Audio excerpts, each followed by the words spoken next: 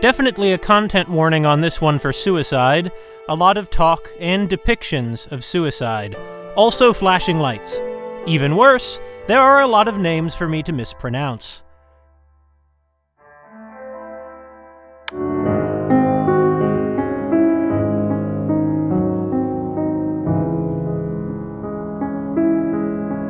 The point-and-click puzzler Please Don't Touch Anything was first released in 2014 for Ludum Dare 31.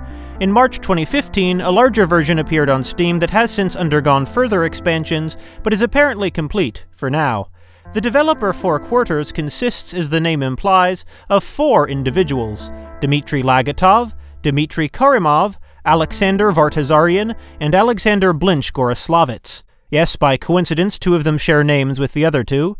The setup for Please Don't Touch Anything is simple. You're standing in front of a control panel with your friend.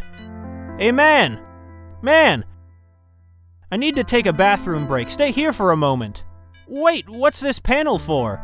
Just stay here, I'll be right back. And don't touch anything. The friend doesn't actually say the words, please don't touch anything. Per video game tradition, the player touches everything. A press of the red button reveals a red switch, which the player will likely flip.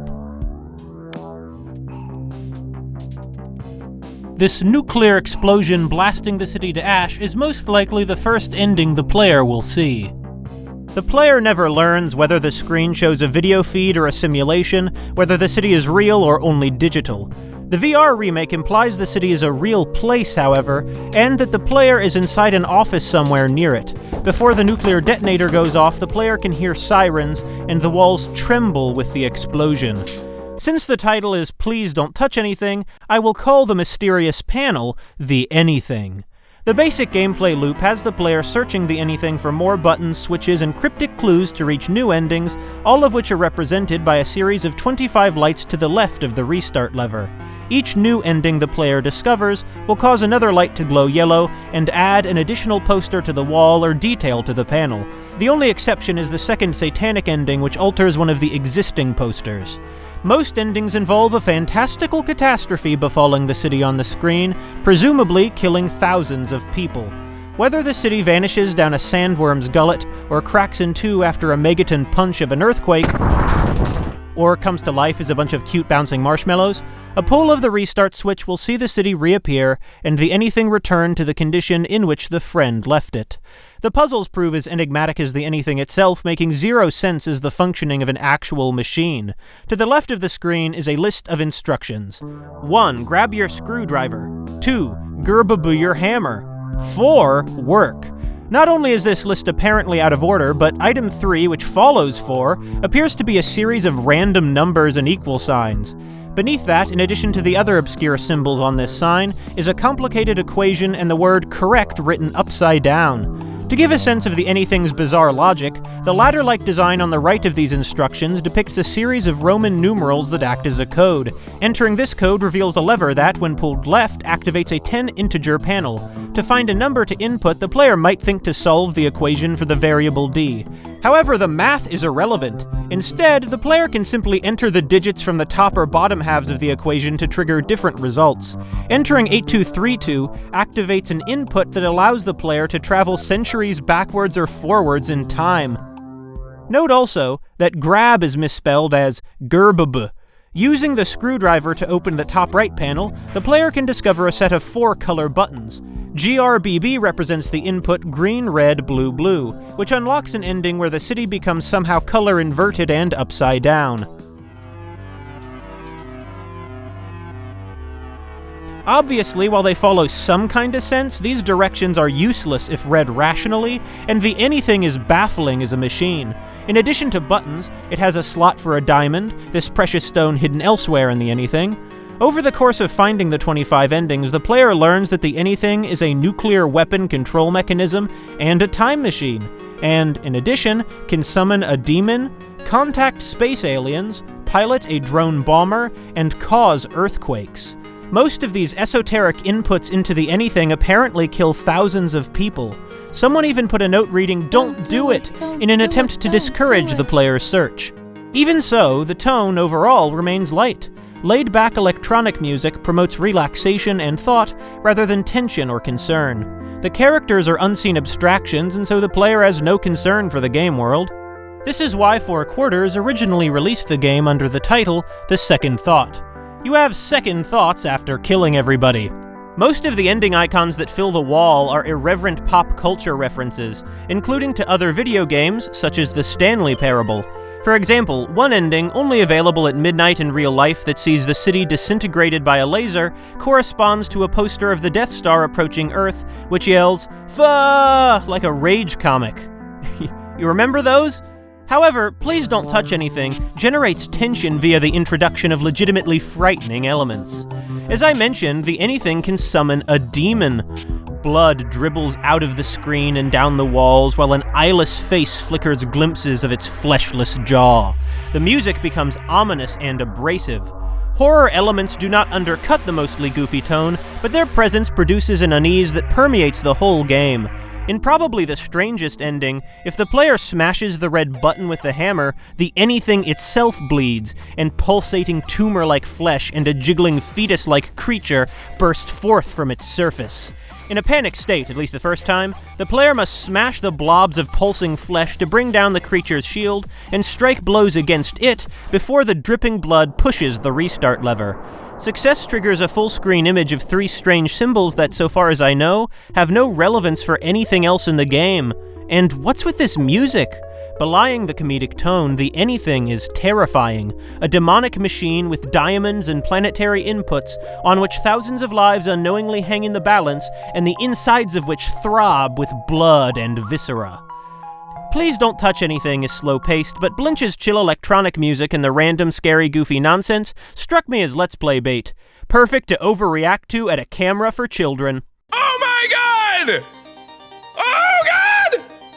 But as with the mysterious panel that stars in this little video game, investigation reveals, like the unfurling of flower petals, deeper secrets. Please Don't Touch Anything is most obviously interpreted as an interactive absurdist parable. When I say absurdist, I don't mean wacky or weird. I mean the existentialist absurd, theater of the absurd.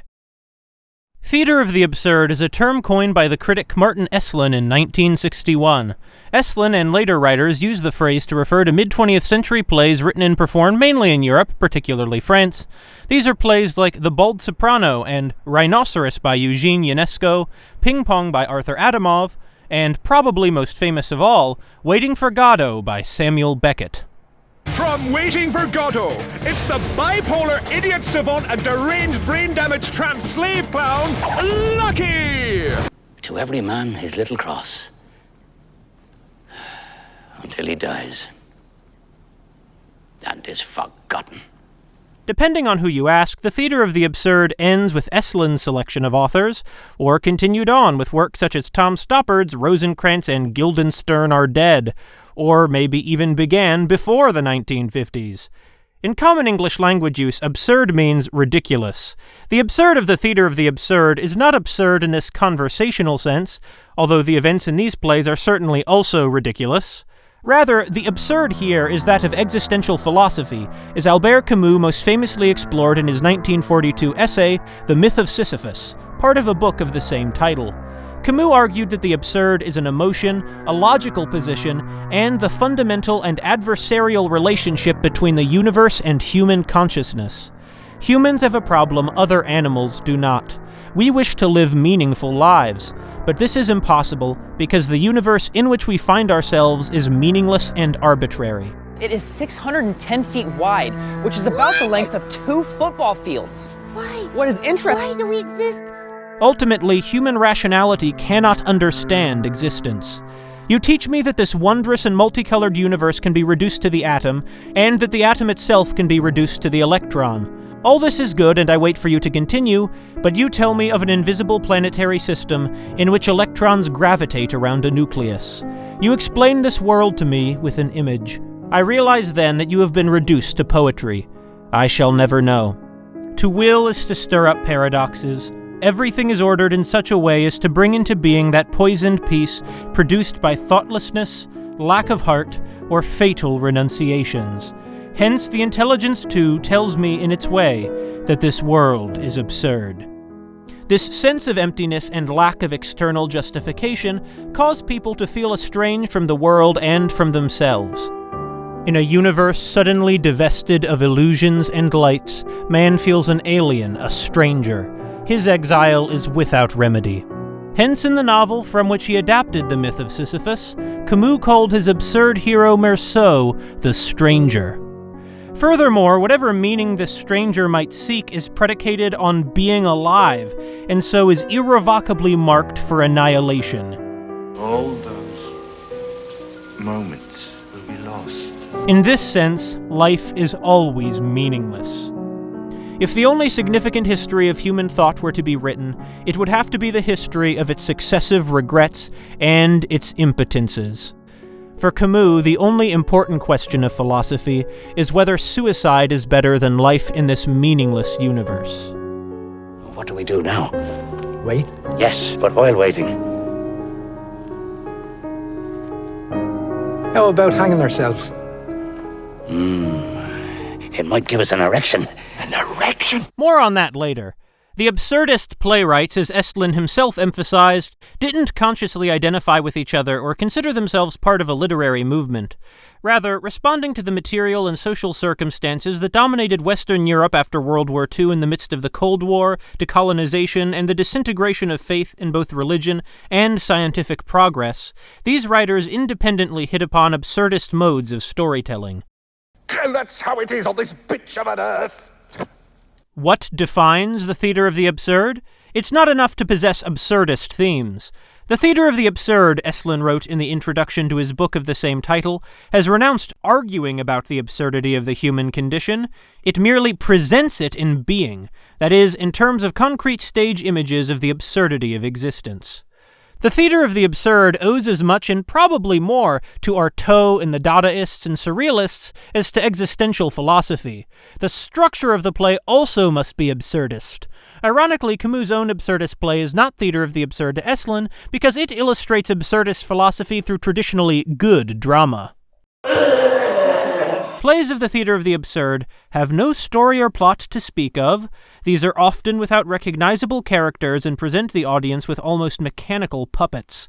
These often have neither a beginning nor an end. If a good play is to hold the mirror up to nature and portray the manners and mannerisms of the age in finely observed sketches, these seem often to be reflections of dreams and nightmares. If a good play relies on witty repartee and pointed dialogue, these often consist of incoherent babblings. For a second opinion, in the Cambridge Introduction to Theatre and Literature of the Absurd, Michael Y. Bennett, critical of Estlin for pigeonholing all these plays as stories about the meaninglessness of life, defines the theatre of the absurd as involving 4 points. 1. Experimentation with language, generally working against realistic language. 2. Tragicomedy is the genre. 3. Frequently, though not always, experimentation with non-Aristotelian plot lines, where often the plots take the structure of a parable. And 4. The literary works are set in strange, i.e. Kafkaesque, surreal, and ridiculous, situations. So the theater of the absurd tends to have several of these qualities. The characters do not engage in a conventional plot ending with a catharsis, instead things just happen. The story is structured cyclically, looping around or leaving the characters back where they started, for the human condition is stasis. Instead of realism, the play operates in the mode of surrealism or dream logic. The characters either contradict themselves or speak in nonsense. It is established what many deny, that man in posse of Testu and Cunard, that man in essay, that man in short, that man in brief, in spite of the strides of alimentation and defecation, is seen to waste and pine. This is not to say that the characters are entirely or even usually incoherent, but at least at some point, communication breaks down. And anyway, the communication that is there is hardly realistic. The theater of the absurd occurs in what Estlin calls a senseless and brutal nightmare world, where rational logic proves inadequate for an irrational reality. I feel a little too far forward. Beckett's plays in particular feature 2 complementary characters trapped in a love-hate relationship. Now I feel a little too far back. One defines the other, and so they are stuck. The theater of the absurd is frequently hilarious, because what's funnier than a bunch of disgusting violence and people failing over and over? He was an eccentric, you know, a bit foo-foo. It's not a typical case. The tone of these plays can oscillate between existential dread and horror to weird comedy and back again. Tragicomedy. For example, instead of a plot, The Bald Soprano features the Smiths and the Martins sitting around a room failing to communicate with each other while random nonsense happens, like the doorbell ringing or the maid announcing she is Sherlock Holmes. My real name is Sherlock Holmes. The characters are ludicrous parodies of boring middle-class British people. Time resets because the clock does not work well, and the play ends with the same scene that opened it. UNESCO attempts no realism, including a fire chief who is sent house to house to ask whether they have fires to put out. By the end of the play, the characters have so failed to describe their existence with words that they literally scream gibberish. The Pope elopes, the Pope's got no horoscope, the horoscope's bespoke. The play is a tragedy about the failure of language. It is also hilarious. It's bona fide theater of the absurd, baby! At the opening of Please Don't Touch Anything, the player character asks the central question. What is this panel for? The gameplay allows the player to attempt to unravel the mysteries of the anything, but the lethal machine defies understanding. Exploring deep into the panel, seeing how many controls and buttons can be exposed simultaneously, is a fun exercise, and questing out all 25 endings a worthy challenge, but none of the endings offers closure. Each discovery only raises more questions, none more than the bizarre symbols after killing the creature inside the button. The central figure resembles an early stage of gestation, when the human embryo looks almost indistinguishable from the embryos of other vertebrate species. The old phrase, ontogeny recapitulates phylogeny, is false, but that doesn't mean Please Don't Touch Anything isn't alluding to the idea. This image then links the anything to humanity's deep past. Perhaps this is why the entity in the primordial machine resembles a fetus. As for the other two glyphs, I don't know, they just make the scene more confusing. Another of the most striking denials of understanding comes from defying the anything a different route by smashing the screen open, exposing a button behind the shards.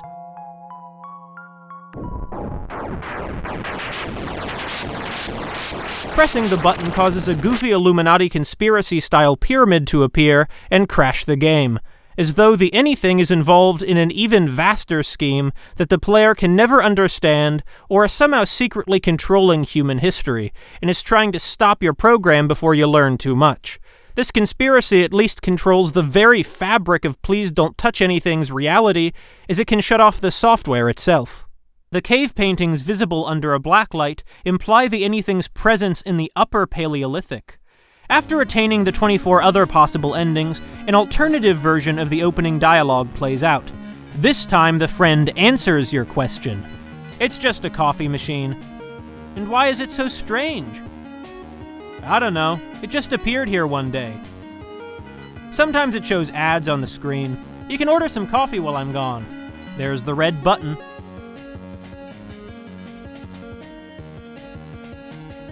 A final press of the red button brings up a cup of joe from within the panel for the player to sip as the credits roll. The anything, having appeared at an unknown time for unknown reasons, is like the universe, and like the universe, humans have coexisted with it since time immemorial. Like the universe, the anything can lay ruin to the city, to human life and achievement, for no reason, and, indifferent to the destruction and the player's struggles, will always reset to an equilibrium. In this final ending, the friend believes he is a tidy, hilariously mundane solution to the mystery. The anything is a coffee machine. But even as we enjoy the coffee and the music, and perhaps reflect on our friend's overconfident assertions in another ending that you have to have education to run this thing, the player knows at this point that the friend's comforting narrative cannot possibly account for the machine. Please Don't Touch Anything has no plot. The story is structured in a loop, some endings literally leading to the next, such as the Illuminati ending, including a code for one of the satanic endings. Nothing changed and nothing rendered coherent. The anything is an impossible nightmare machine running on blood. What little dialogue there is serves as the briefest possible contextualization for operating the anything. Please Don't Touch Anything is, by turns, funny, frightening, and both simultaneously. To confront the anything is to confront an inexplicable reality. Like Theater of the Absurd, Please Don't Touch Anything is absurd in themes and structure, but unlike Theater, allows the audience to directly interact with the absurd content. A puzzle is about uncovering a solution, and so other puzzle games have linked the unraveling of their enigmas to solving a mystery or sometimes developing a mystical insight or new modes of thought. In Please Don't Touch Anything, the puzzles follow logic, but a madhouse logic that parodies such puzzle games, or perhaps parodies logic itself, such as inputting integers of the Fibonacci sequence because the mathematician's name is hidden on the anything. One ending might explain the scenario, but the more endings the player finds, the less we understand. Please Don't Touch Anything teases the player by allowing us to solve its puzzles, yet, paradoxically, leaves us increasingly with a sense of the inadequacy of this knowledge, with a sense of the absurd. Even the pop culture media that clearly influenced Please Don't Touch Anything, Back to the Future, Star Wars, Futurama, doesn't necessarily mark it as too lowbrow. Highfalutin discussions about French philosophy can easily miss that the gross antics in these plays originate in vaudeville and comedy. In Waiting for Godot, for example, when Estrago and Vladimir aren't attempting to be philosophers, they're clowns. Worse than the pantomime. The circus. The musical. The circus. Esla notes that these two are clearly derived from pairs of crosstalk comedians of music halls and engage in an element of crudely physical humor. Not worth a curse. You say we have to come back tomorrow? As tramps clad in bowler caps, Estrago and Vladimir carry an unmistakable air of Charlie Chaplin. This was the goofy pop culture of that era. Obviously, Please Don't Touch Anything lacks Beckett's subtlety and sophistication. I'd never call Please Don't Touch Anything the theater of the absurd either. That would be like calling it a novel or a movie, something it simply isn't. Rather, Please Don't Touch Anything is an example of what, if I were feeling hot and pretentious, I might call gaming of the absurd. Instead, though, I'll concede to precedent and use a term from the thesis Absurd Games Through the Lenses of Theater, Visual Art, Cinema, and Literature by Yevgeny Puzankov, so far as I know the only other serious foray into this topic. Puzankov calls them the interactive absurd.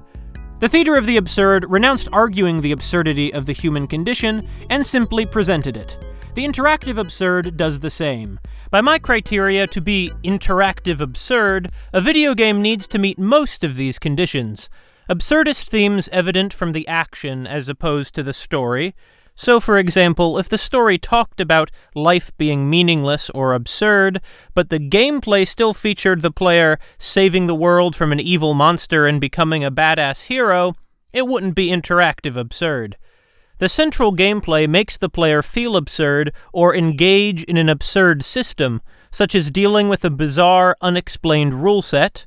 The player's main objective is either impossible or the process of reaching it is confusing, unsettling, frustrating, or otherwise not empowering.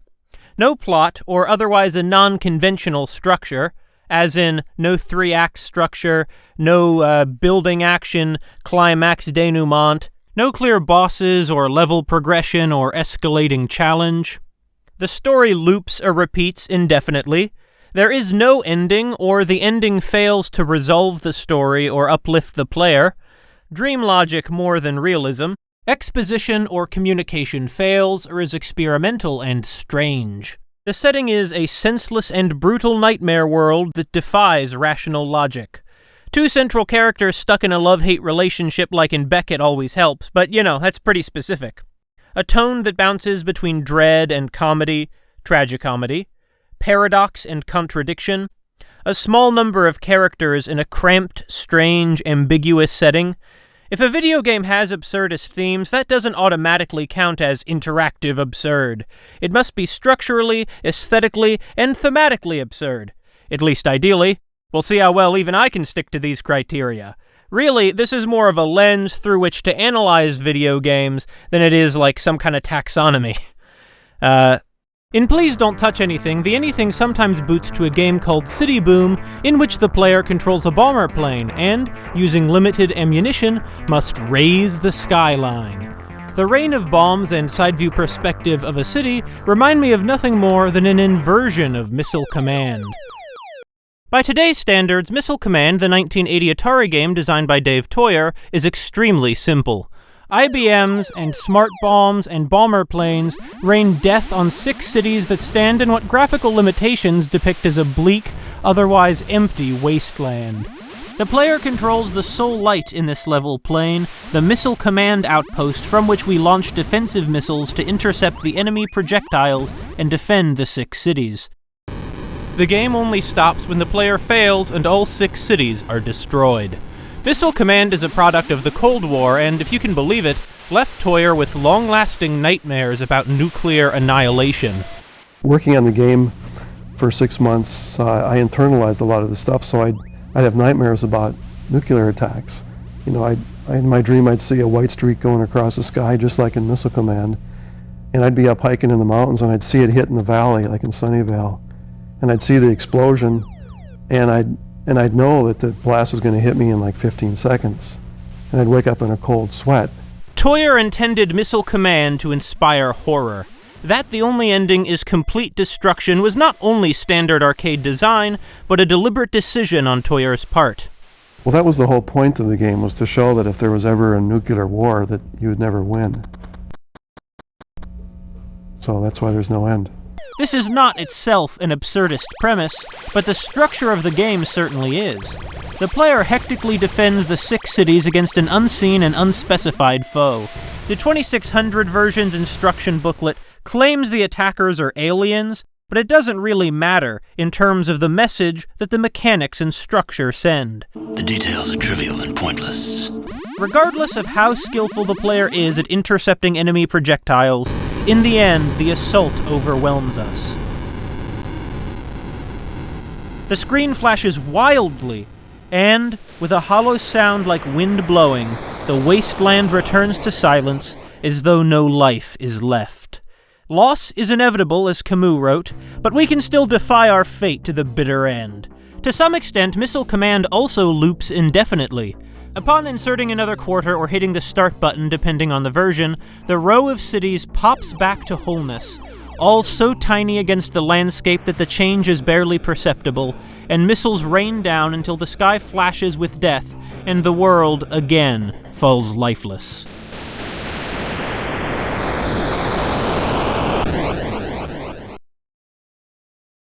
The Earth was nearly wiped clean of life. A great cleansing, an atomic spark struck by human hands, quickly raged out of control. This is why Missile Command appears in Terminator 2. Well, one of the things that gave me a rush was seeing Missile Command in Terminator 2. This is more absurdist than Please Don't Touch Anything. That game can be won, even if the victory leaves the anything unexplained. In Missile Command, there is no win state, but only futility. Many video games created with the arcade high-score ethos, by raising the challenge until the player's inevitable death or failure, are unintentionally absurdist. A 2009 article by Robert Harries, published in Philosophy Now, for example, argues that Tetris is, quote, the 21st century representation of the myth of Sisyphus, a grand statement of the absurd. Harries apparently forgets that Tetris is a 20th century creation. Tetris is a game with no hope of an end, no final victory. You are doomed and you will die every time. Or consider Pac-Man, whose sprites appear as glyphs on the anything surface. Because I use my time wisely, I already made a video analyzing Pac-Man as a depiction of the link between consumption and the inevitable dissolution of life in self under postmodernity. But it could also be read as an absurdist parable. Pac-Man puts the player into an inescapable nightmare world that indefinitely recurs on itself, the side exits looping back around instead of offering genuine escape. All the player can do in this violent, abstract world is eat like an animal while avoiding the ghosts, until eventually Pac-Man dies, sprite vanishing into nothing. If the player continues, Pac-Man reappears at the start of level 1, infinitely. The 256 glitch guarantees even a literally flawless player cannot beat the game universe's loop. Camus would approve.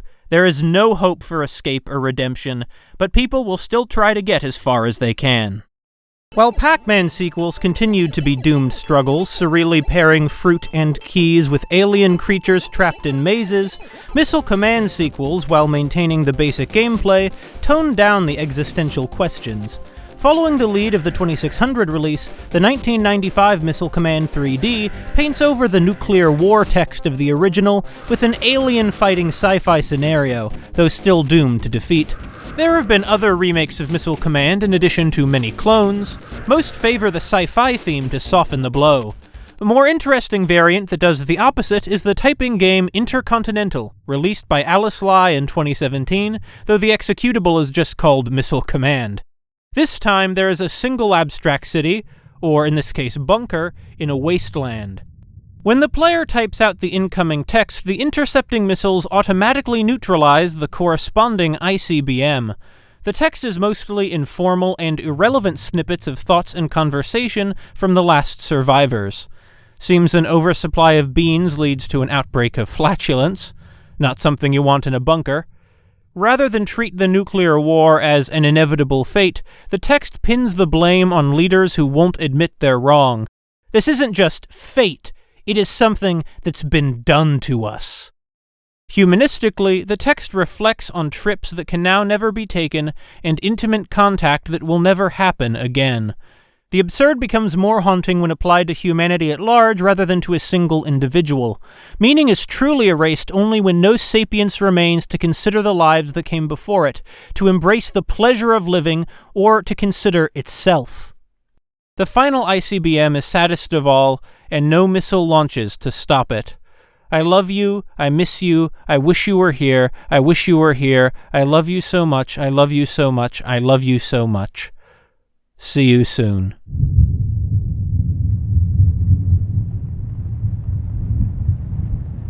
Instead of that windy explosion sound, what follows is rain, perhaps suggestive of nuclear winter. Intercontinental's ground-level approach belies its zoomed-out perspective and personalizes the more abstract horror of the original Missile Command's more concrete pixels. Abandoning the absurdism altogether, the 2020 Missile Command Recharged matches its simplified point-and-click gameplay with abstracted retrofuturist graphics that have the player watching a computer interface instead of cities in an empty desert. Power-ups sometimes fly through the sky and, if shot, offer effects such as bigger missile blasts or slower enemy projectiles. The Spartan realism of the original is gone. Rather than our inevitable loss erasing all hope, the player retains their score after each round as currency. Now you can cash in your collective points to upgrade your missile defense capabilities and get further the next round. While perhaps more akin to Sisyphus' struggle, the greater abstraction, peppy music, and sense of genuine progress instill optimism instead of despair. As Recharge shows, the inevitable death march of early arcade design doesn't necessarily correspond to interactive absurd, a point I'll return to later. Another example of interactive absurd from the retro era might be Jet Set Willy, the 1984 ZX Spectrum hit by Matthew Smith. The box art already promises grotesquerie, depicting the main character legs splayed, passed out face first in a toilet bowl, the logo crudely spray-painted on the white tile wall.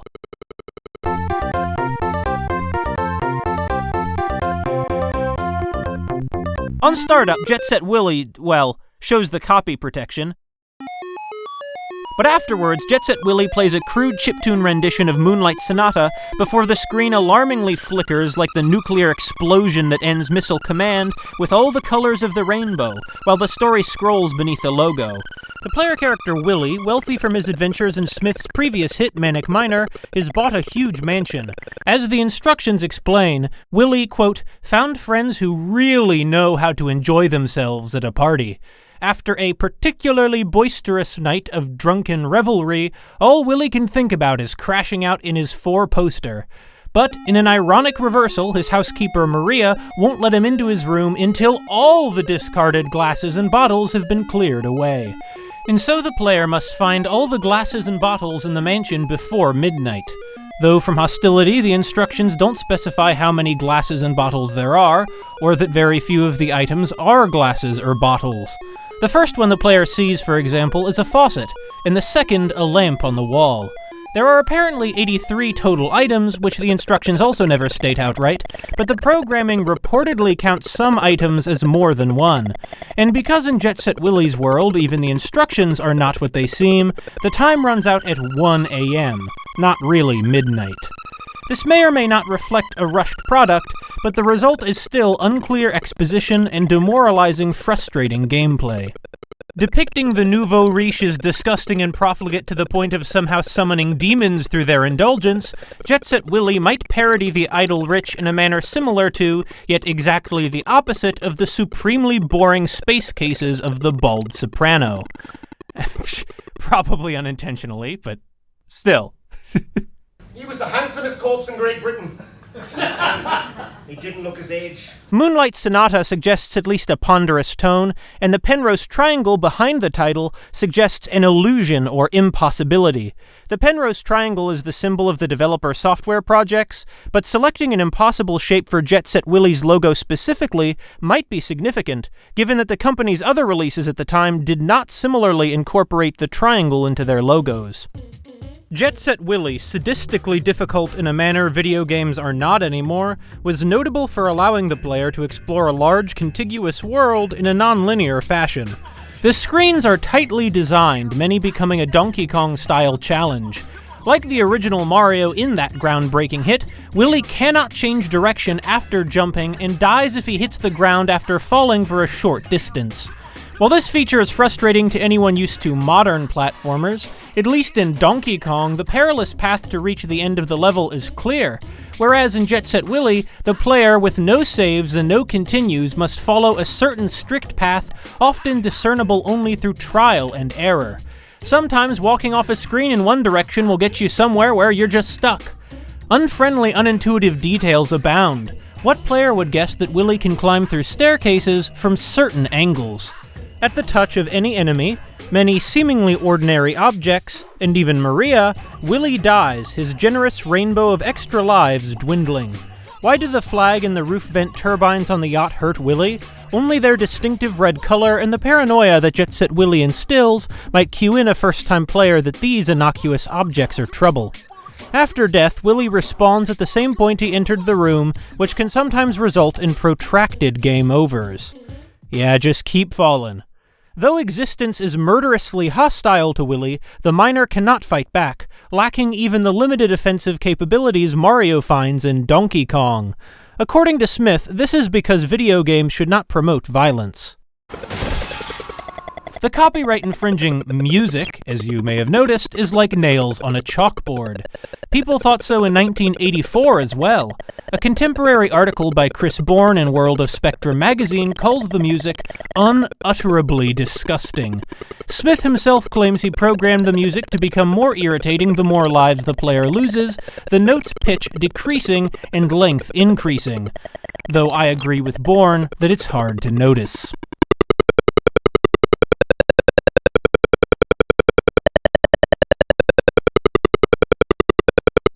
The brutal world of Willy's mansion is full of monsters and traps bearing little resemblance to a space someone could live in. Among other things, a giant orange tree called the banyan tree grows in the middle of the house.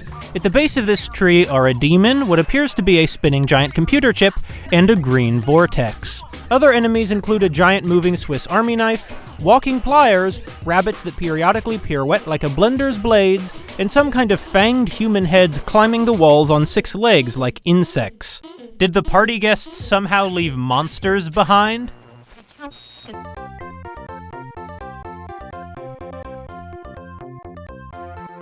I think this Amiga remake loses a lot of the psychedelic and frightening charm. The instructions specify that Willy hasn't explored his mansion properly yet. The name Willy, especially given his link to a toilet, might suggest a penis, as an interviewer points out to Smith in the February 1986 issue of Your Sinclair magazine. Yeah, for once, I'm not the one who took this to weird sex stuff. Smith, then a teenager, tells the interviewer the sexual subtext and surreal horror stems from his having created Jet Set Willy under the influence of alcohol and other noxious substances. While this is all disturbing, is Jet Set Willy genuinely interactive absurd? There is an ending, besides death. After the almost superhuman struggle to actually find all the items, Willy prepares to jump into bed at last. However, suddenly having to vomit because of his hangover, Willy, no longer under the player's control, sprints back to the bathroom where he began and collapses into the toilet as in the cover art. In this way, the story loops. Willy ends up where he started despite the truly Herculean, repetitious, trial-and-error struggle any player who reaches the ending will have gone through.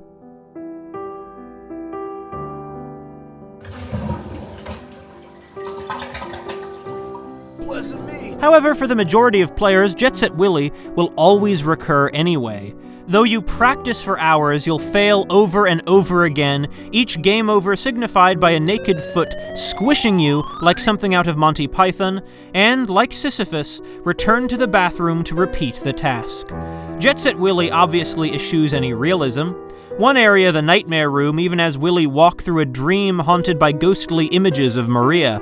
In form, the setting follows common sense, a grid of rooms with obvious connections between them. In content, though, the setting defies comprehension. The few words present in Jet Set Willy can devolve into irrelevant gibberish. One room is called, "We must perform a Quirkaflieg." A nearby room is to rescue Esmeralda, a random allusion to the Hunchback of Notre Dame. Willy needs to remove the bars that imprison Esmeralda as 2 collectible items, so apparently they're just garbage, and this jail is formed from misplaced rubbish. But like every other character in this psychedelic world of murderous alienation, the levitating Esmeralda will still kill Willy upon touch. Smith claims, I assume as a joke, that he originally meant for Esmeralda to have sex with Willy before she murdered him. In the same manner, the setup fails to explain why Willy's mansion is a surreal hell. Some room names fail to explain even what the rooms are. Dr. Jones is truly lost on me, though at least one website claims it's an irreverent parody of the critical realist Wilfrid Sellers. The only unhelpful handwave offered for the killer penguins and literal demons comes from the instructions. Quote, "I wonder what the last owner was doing in his laboratory the night he disappeared." The tone is weighted towards the comedy side, but the sadistic survival horror-like difficulty and some genuinely disturbing enemies generate unease. For example, the priest of Willy's chapel is a monstrous severed giant floating human head with a pentagram on its forehead that would look at home in the notorious Soft and Cuddly. Combined with the sad ending, there's the tragicomedy. Jet Set Willy depicts religion rather scathingly. Instead of a holy father, a priest is a gibbering demonic beast, and touching either a monk or a flying Torah will kill you. They're supposed to be monks, I think. Very long noses? Occasionally, yeah. I think that's smart, yeah. There is actually quite a lot of religious imagery in Jet Set Willy, and also some satanic imagery. Is it a very moral story, Matthew? I believe so. I think it's just reaction against being caned for not wearing the cap to chapel. Even Waiting for Godot depicts religion with reverence. Jet Set Willy depicts those who would claim a higher purpose as ironic killers. And again, Smith also depicts the French chefs as flying killer automatons, so... Furthermore, the ending is impossible to reach, not only because of the brutal difficulty. People complain about unfinished video games these days, but on release, Jet Set Willy was literally unbeatable. A bug causes the rooms to degenerate after the player visits the attic, so that some rooms are now deserted, and others kill Willy instantly as though actively hostile towards him. Software projects initially claimed that these rooms had filled with poison gas. More importantly, 3 of the items Willy must collect to reach the ending literally cannot be picked up, and one is also invisible. Forget a Herculean task, this one is Sisyphean. The best player in the world could try again and again to overcome a challenge and never would. Hackers and software projects later corrected Jet Set Willy's errors. Like Pac-Man's 256 glitch, whether one considers these bugs part of the text, so to speak, raises interesting questions about the interpretation of video games. A bug of this magnitude seems more significant than a typo in a novel, for example. Through a fog of drugs, alcohol, and surreal mad science, Set Willy sets its unsympathetic hero against a world of monsters and hallucinations, some representing the falsehoods of religion and half-forgotten traumas, and others vengeful servants and household objects turning on their master, as the aftermath of an almost apocalyptic party, a parody of wealthy jet-set life, ironically with being trapped in a mansion instead of travel, and with puking in toilets instead of fashion, completely ridiculous and completely grotesque. Through its unforgiving difficulty, painful music, and game-breaking bugs, Set Willy, keeping Willy defenseless and harshly bound by gravity, obscuring what we should be doing and where we should be going, drives the player a bit batty as well.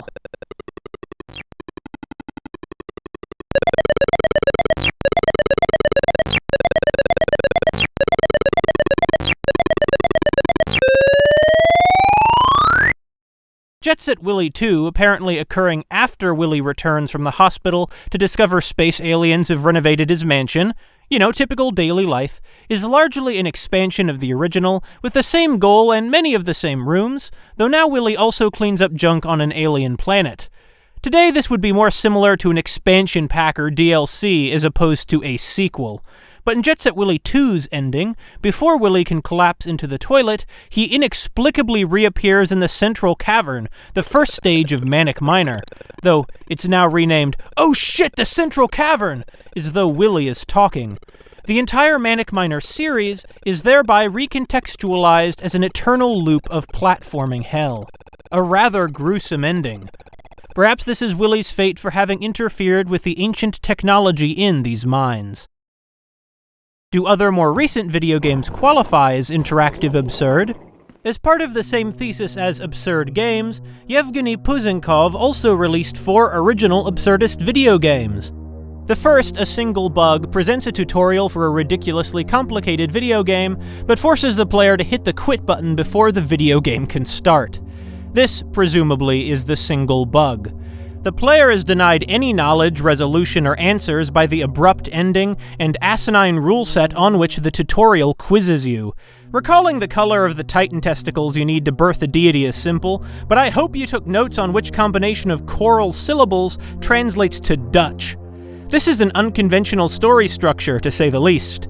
Communication obviously fails. A single bug promises you that hitting the quit button won't actually turn the game off. This is also an example of contradiction. The abstract background qualifies as an ambiguous setting. I see a series of highways connecting a central pillar to periphery pillars. The second of Puzankov's thesis games, YWDA, is an adaptation of an art installation by Alexei Ilkaev. The player controls this disheveled, faceless character, whose hair clips through their collar and right buttock through their trousers, running on a treadmill facing a sign that says, "You will die anyway."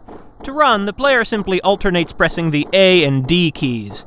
When your avatar becomes too tired to continue, they stagger to a stop and the game, again, closes to desktop. Talk about an unsatisfying ending. The themes are as straightforward as the controls. Run as long as you can, but you will fail sooner or later, and you will die. What keeps you running in the interim? Not like you're going anywhere. Perhaps another question might be, so why bother exercising to prolong your life? This is easily my least favorite video game you'll see in this video, but more on that later. The third of Puzankov's absurdist video games is I Am Groot, a text adventure consisting entirely of the words I am Groot repeated over and over. I'm Groot. I have little to say about this one, though it does have a looping structure. Once the narration says, I was Groot, breaking the rules, the adventure restarts. We are Groot. The fourth and final of Puzankov's thesis games is the most substantive, Baby Labor.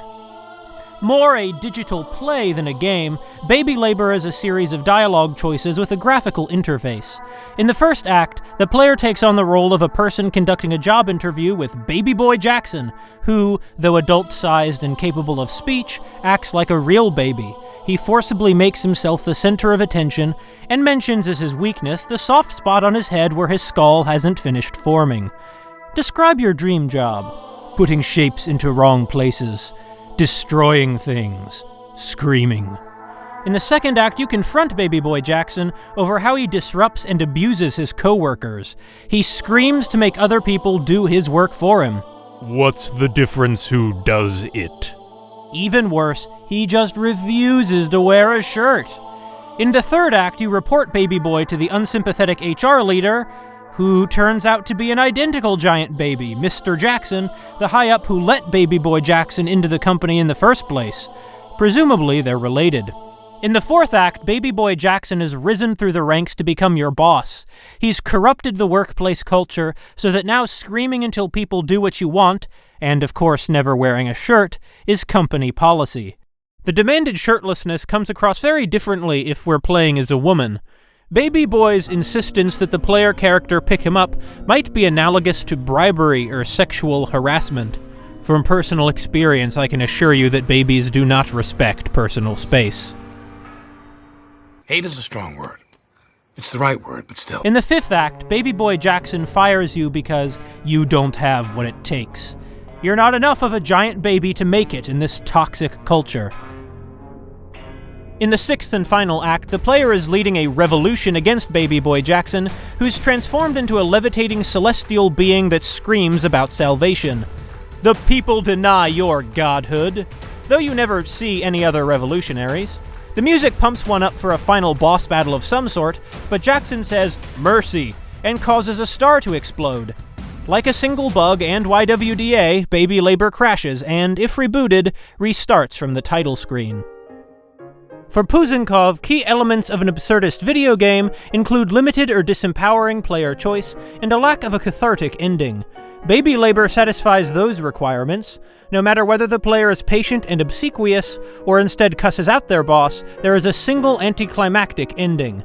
Puzankov takes after Michael Y. Bennett, quoting him directly. Quote, Estlin posits that the theater of the absurd contemplates the metaphysical anguish of the absurdity of the human condition. I will suggest instead that these texts rather revolt against existentialism and are ethical parables that force the audience to make life meaningful. He contends that the theater of the absurd should instead be called parabolic drama, which has the double meaning of returning to the beginning in one sense, despite movement in another. Two intersections along a parabola might bring you back to the same y-axis value, but you have moved forward on the x-axis.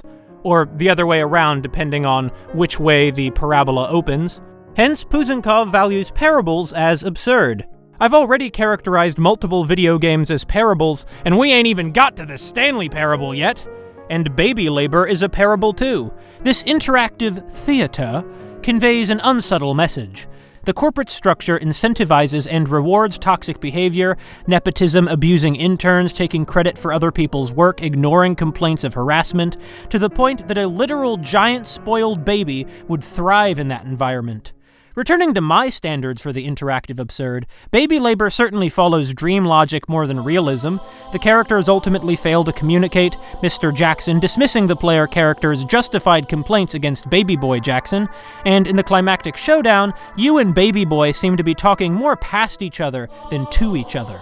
Though the premise and much of the dialogue is funny, the uncanny, unemotive giant baby model, disorienting kerning, church-like synth choir, and then weird brass music combine with the relatable sense of workplace injustice to establish an unsettling tone that suits the tragic ending where revolution fails. Baby Labor features a small number of characters, the player character, Baby Boy Jackson, and Mr. Jackson, struggling in a limited, ambiguous setting. Does the corporation exist in an abstract landscape or an implausibly weird building? Puzankov calls this kind of setting heterotopic and also considers it an important element of absurdist art. While Baby Labor is, in my view, weaker as absurdism than the other examples so far, I'm feeling generous, so I'll say Baby Labor counts as the interactive absurd. It would be odd not to include what is basically an interactive theater of the absurd piece. This highlights how theater, an actor participating in a play, can be a more useful paradigm for understanding stories in video games than developers' more common obsession with film. After the thesis, Puzankov has continued releasing absurd video games. With frustrating, unintuitive dialogue trees and a bizarre scenario that ends abruptly, Duck Date is a more complete realization of the principles laid out in Absurd Games than any of the 4 video games released alongside it, and with its deranged time-traveling espionage and nuclear war plot, more entertaining too.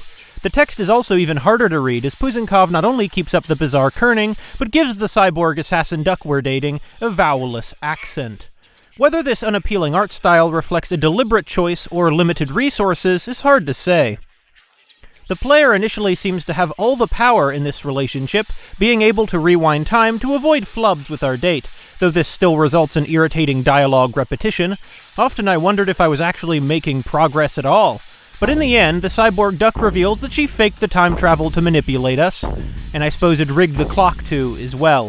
This might have been addressed, but it's hard to tell, because the dialogue is so hard to read.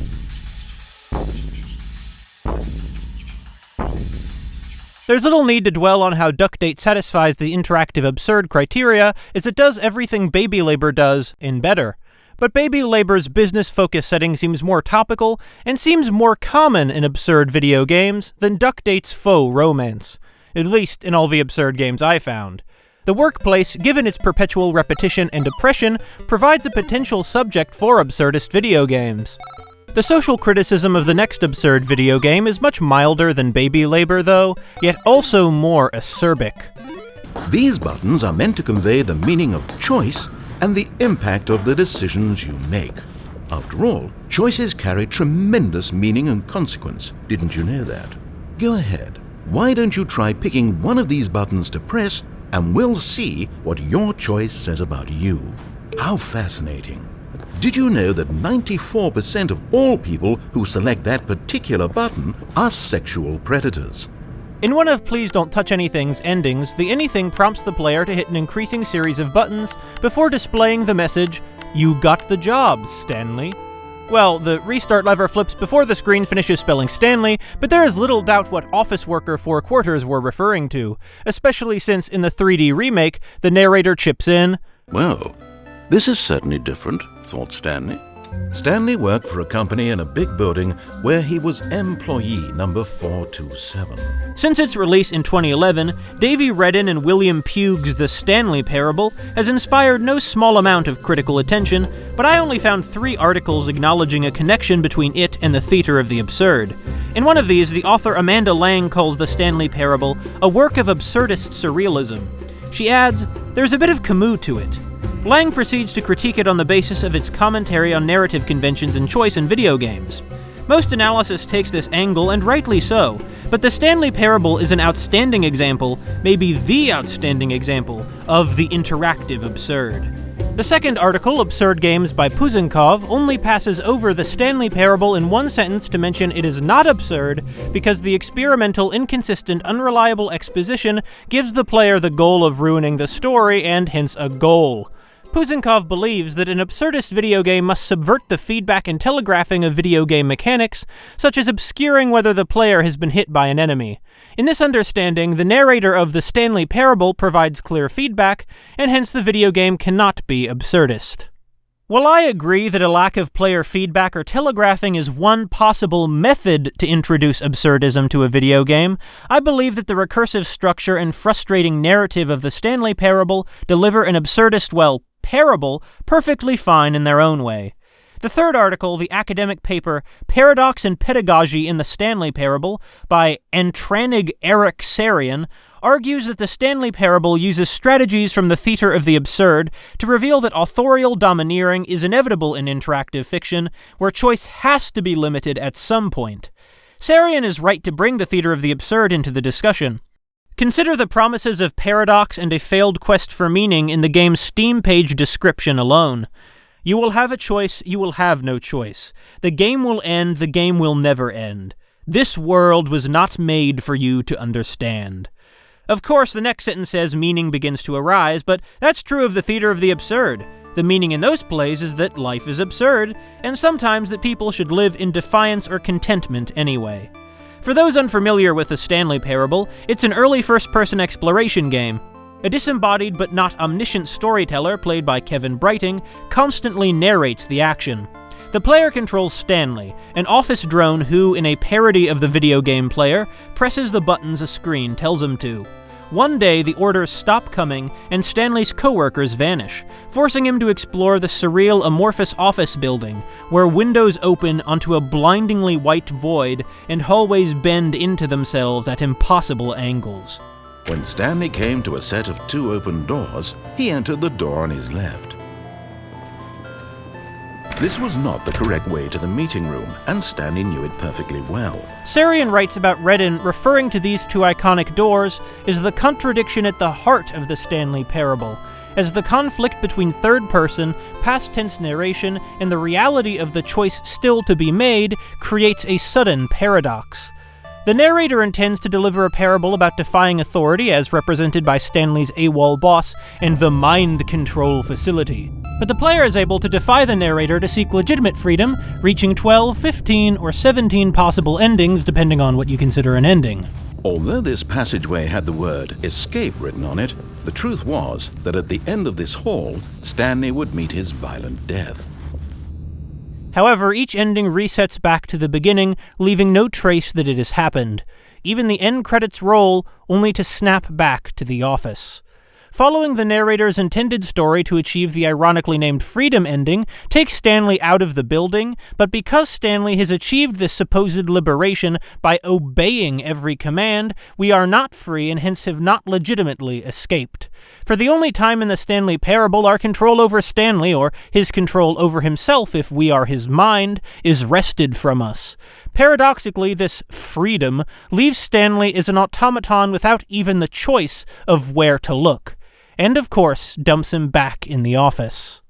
They all change, only we can. As Sarian notes, the endlessly looping structure harkens back to the perpetual stasis of Waiting for Godot, The Bald Soprano, and all those plays that I won't mention because I'm trying to sound convincing with a limited knowledge base. As the loading screen repeats in its own eternal loop, the end is never the end is never the end.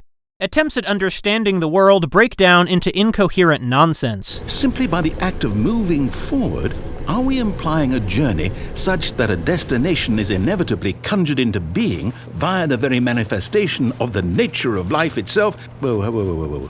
Hang on. That got a bit weird back there.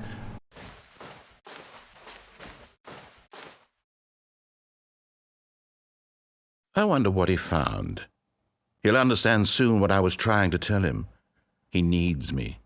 Someone who will wrap everything up at the end, to make sense out of the chaos and the fear and the confusion. That's who I am. The relationship between Stanley and the narrator is unmistakably the 2-character antagonism and codependence.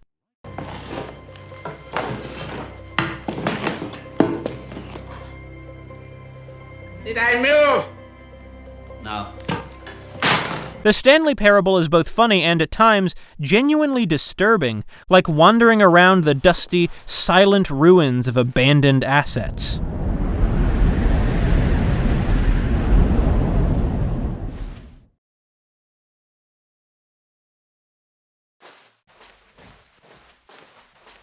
Yet the primary element associating the Stanley Parable with the theater of the absurd, writes Sarian, is its existential effacement of meaning, which confounds the player with contradictions.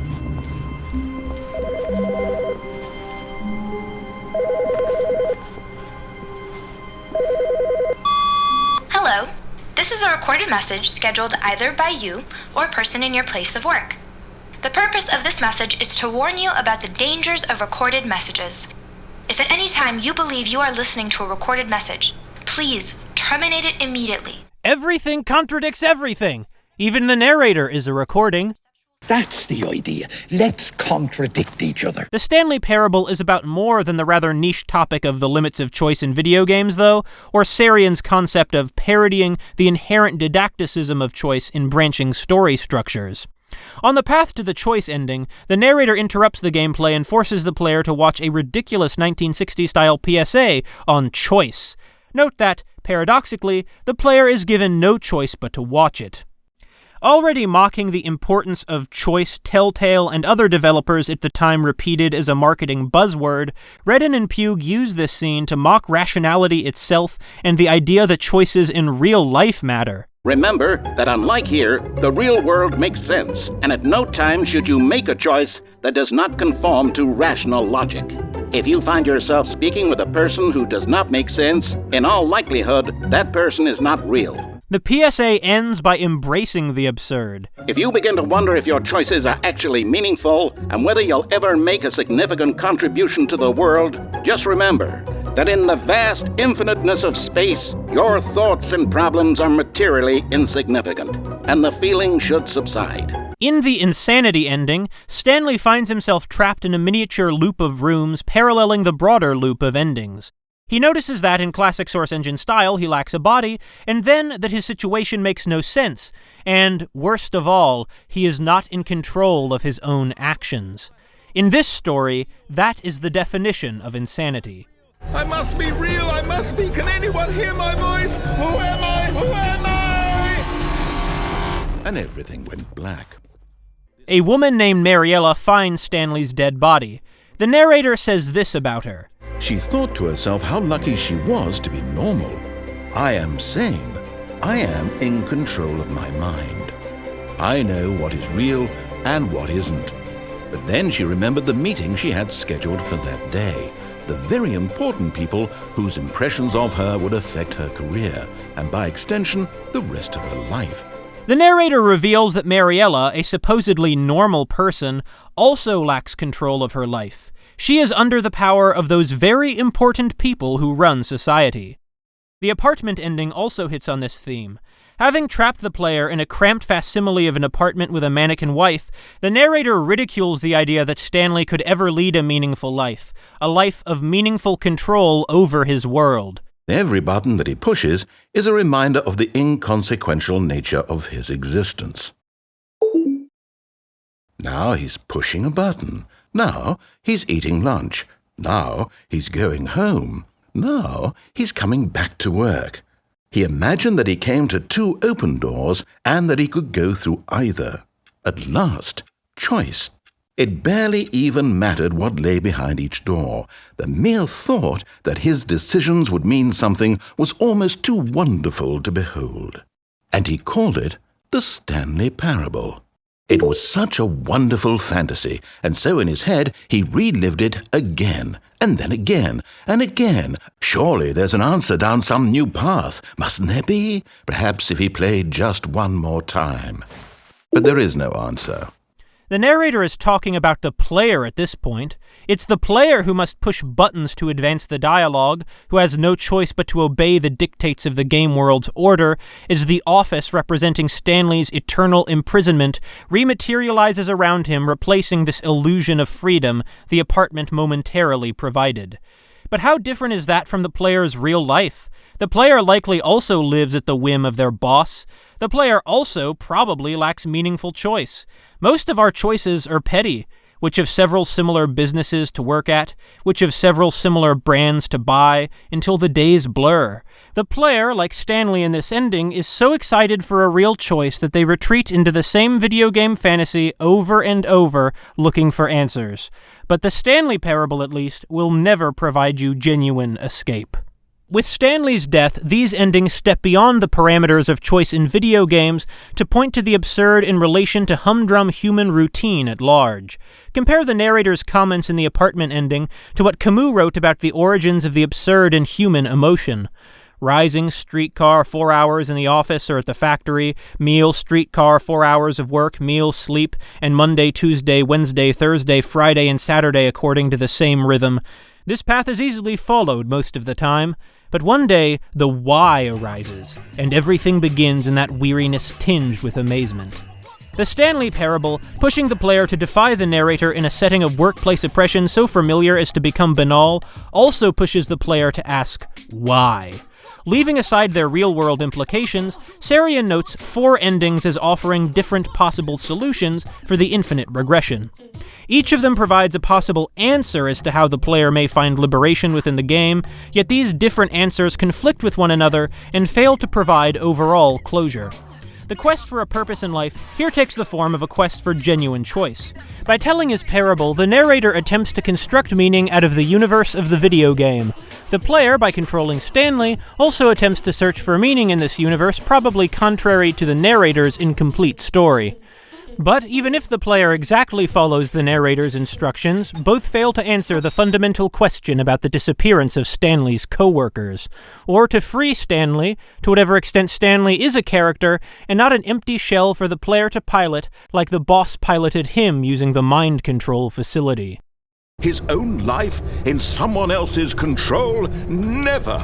It might be argued that in the countdown ending, the narrator claims that he erased the co-workers by shutting off the mind control facility to free Stanley. Of course, that was merely in this instance of the story. However, the narrator immediately undercuts the explanation, adding that he erased the co-workers only in this instance of the story, implying either that this plot point, like the nuclear bombs that are about to go off, is a detail retroactively added to punish Stanley for defying him, or that something else happened to the co-workers in the other endings. Because it treats the narrator as an active character instead of an impartial expositor, this explanation also belongs to the meta-narrative, as opposed to the parable about Stanley escaping his boss's control. Hence, I don't take this explanation as definitive. You see, I was upset to learn that many players found the original Stanley Parable to be confusing and contradictory. A far cry from the simple story of hope and redemption I had intended it to be.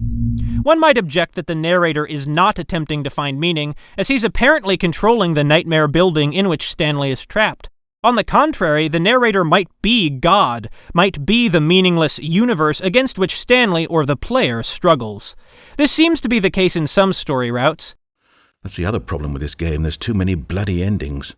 However, in the apartment ending, the narrator admits an even greater power limits his own ability to choose. But I don't make the rules. I simply play to my intended purpose, the same as Stanley. The confusion ending features the narrator and Stanley discovering a wall on which their past and future actions have been mapped out. Shocked and, confused, to realize that he, like Stanley and Mary Lou and the player, is not under his own power, the narrator says, "That's really how all this goes? It's all determined? I don't want to be trapped like this. I won't restart the game. I won't do it. I won't do it. I won't do it." And the timer stopped? Does that mean, did we do it? The counter shuts down. Well, in the meantime... But, after a few moments of hope, a loud buzzer sounds and Stanley and the narrator regress back to the beginning. The end is never the end. Both the narrator and Stanley are trapped in a pointless routine. All of his co-workers were gone. What could it mean? The clearest representation of the despair that undergirds the Stanley Parable comes in the obscurest ending. If the player is swift and clever enough, they can step backwards just as the doors to the boss's office close, abruptly cutting off the narrator and seemingly breaking the game. Stabbing it. Through a bug then, Stanley, or the player, depending on where one draws the line, seems to have escaped the system. But walk all the way back to Stanley's office, and we find that the door beside it has opened. The dark passage leads to an ascent up a series of metallic stairs in eerie light, the silence of a world without the narrator or a hint of other life uncanny. Signs indicate that this is a path to an escape pod that will presumably allow Stanley to finally escape the loop. But a sign, hardly legible under the grime of neglect, indicates that the escape pod only works if the narrator is present. Before Stanley can enter the escape pod, the Stanley Parable once again resets. What seems like a bug is instead a cruel tease. This reinforces that not only the narrative, but the very programming, the very universe in which these characters exist, prevents them from ever being free. Like Vladimir and Estrago waiting in the wasteland, they're stuck together. This isn't a conflict you can just walk away from. While at least one fan, Josie, felt impassioned enough to create a mod for the game that would allow the escape pod to work, even bringing Kevin Brighting on board to record some new lines, the Stanley Parable itself is clear. There is no hope. We had some sense that the end was coming, but we couldn't possibly know when. And then after so long, it finally stopped, and we stepped out into the lush outdoors, the trees, the wildlife, The sun rising on a new and glorious path. Freedom. We were free. There was nothing to think, nothing to know. Simply us, being right there in that moment. We were free.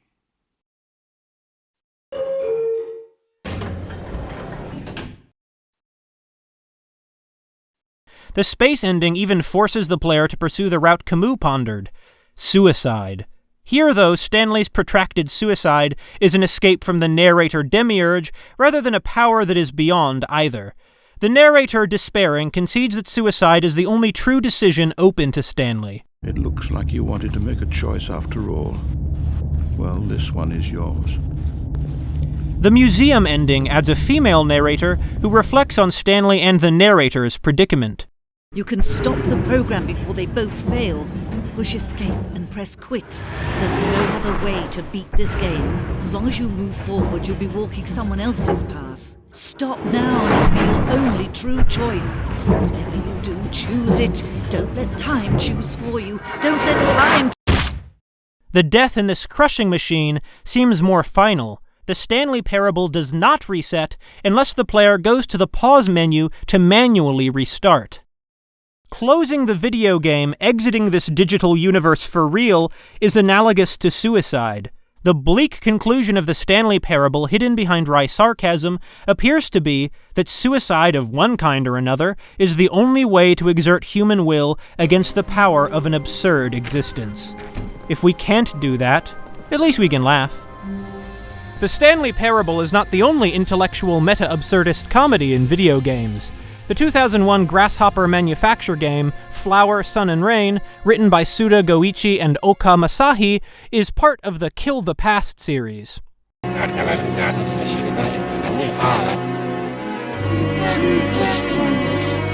Most of the time, the player controls a Japanese man named Mundo Sumio, who travels to the Flower, Sun and Rain Hotel on the Micronesian island Los Pass, where the manager, Edo McAllister, hires him to find and remove a bomb a terrorist planted on an airplane. What you see here is the 2008 Nintendo DS port. On the second day, Sumio's hotel room turns out to be haunted.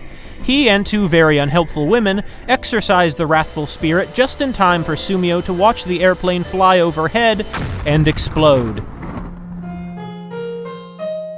From here, Sumio is trapped in what initially seems to be a time loop, the adventure game parody forcing the player to run a series of trivial, degrading, and bizarre errands for different characters, thereby wasting each day without getting to the airport. I'll go and get a carrot. This is becoming really insignificant. Then the plane explodes, and time resets again.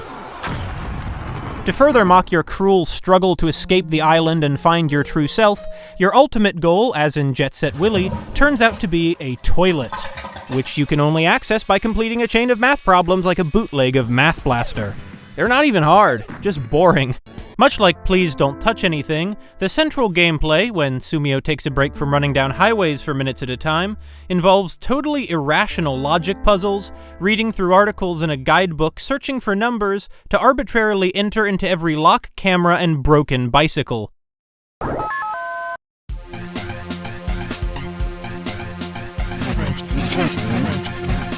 A recurrent part of this process is opening Sumio's silver suitcase, a non-anthropomorphized computer called Catherine that Sumio strangely treats like a companion, and trying all 8 of her plugs at random to find the one suited to jacking into whatever arbitrary hole Sumio inexplicably knows to seek.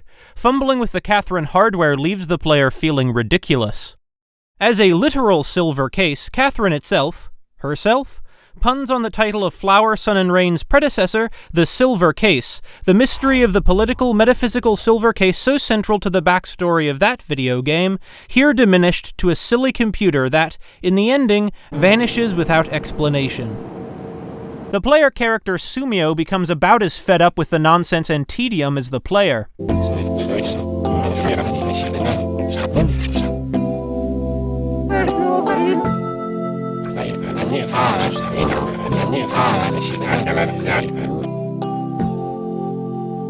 The player is very much in a kind of existential struggle against an indifferent world, populated with often hostile and irrational characters. Like the real universe, Lost Pass Island isn't designed for the player's convenience. Its realistic scale and detail result in huge open areas through which the player spends ridiculous amounts of time running. A pedometer on the bottom screen counts every step, drawing attention to how much time you're wasting. Flower, Sun, and Rain alternates between comedy like the pedometer and the actor Gunzi who spends all day yelling at you while performing sexually suggestive dances in ridiculous costumes on a highway, and horror like the panicked build-up to Sumio's murder and an industrial-scale human cloning facility hidden underground as part of an operation to preserve the ghost of a serial killer or something. That or something is key here, as beside the heap of contradictions in this adventure, the Stanley Parable seems downright coherent. The man who hires Sumio to find the terrorist turns out to be the terrorist, but Sundance, ostensibly the terrorist, is also a terrorist, just moving the bomb that Edo planted. Paralleling the nonsense logic of the number puzzles, Flower, Sun, and Rain offers multiple different mutually exclusive explanations for the central mystery of the time loop.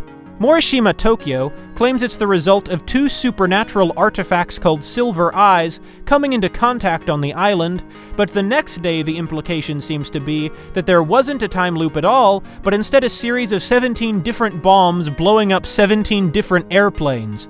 If the storyline is compared to the continuity of other video games in the same series, themselves examples of Kafkaesque absurdism, the contradictions reach a point of legitimate incomprehensibility.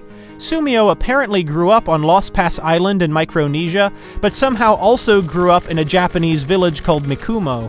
The contradictions also lead characters, and none more than our avatar Sumio, to frequent exclamations of confusion and incredulity, paralleling what the player feels trying to solve the puzzles and understand what's going on.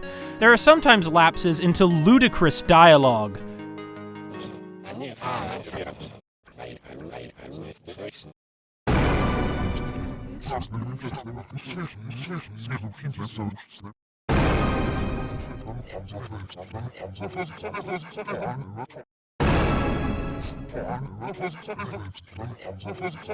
Clearly, surrealism beyond just the time loop also heightens the absurdist atmosphere.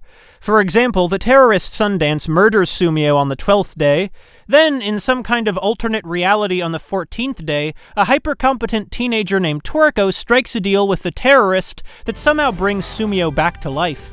Nobody seems to care much. Initially shocked, Sumio gets over it in about a minute.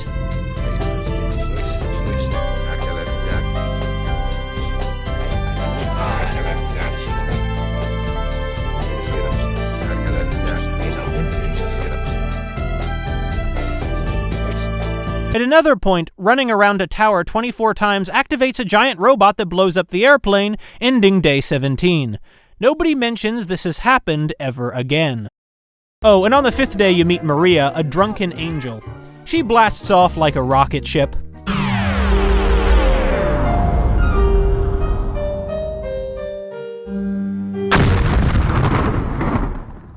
In many video games, the player controls a chosen one or prophesied hero.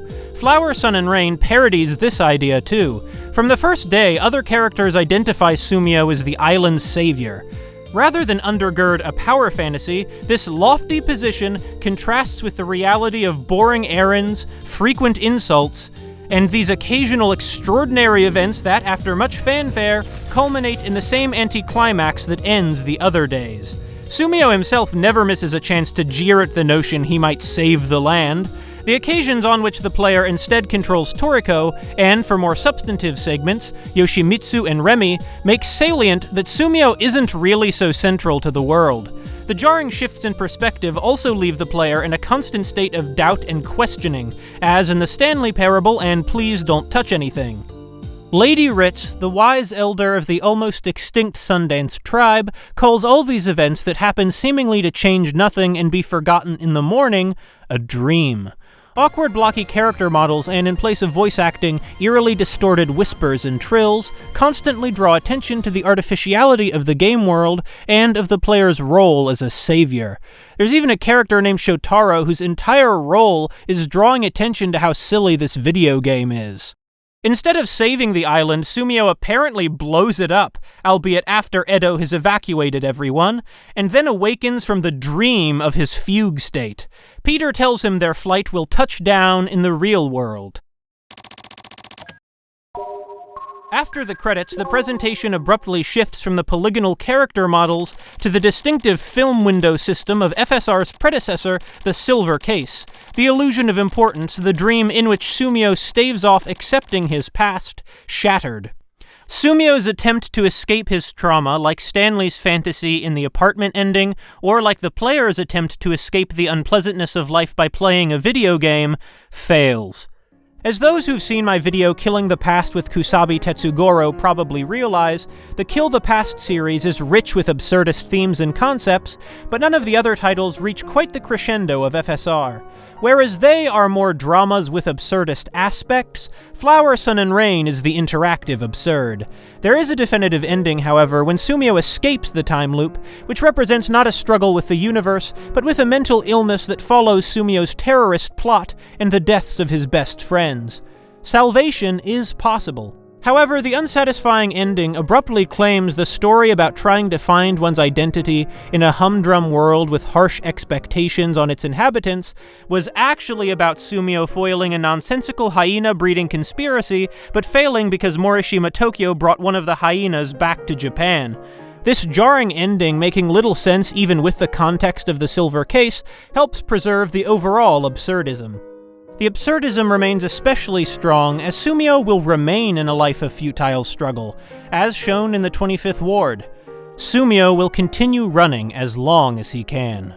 Still, ending with Sumio returning to life, the nonsense quest of Flower, Sun, and Rain proves more uplifting than the Stanley Parable's conclusions of death. Is it over? While the worlds of the video games we have seen so far might frustrate and defy comprehension, they do so largely through narrative context, or giving the player ridiculous or frustrating gameplay. But the rules are clear. At no point does one doubt whether Sumio needs to plug Catherine in, or what happens when he does.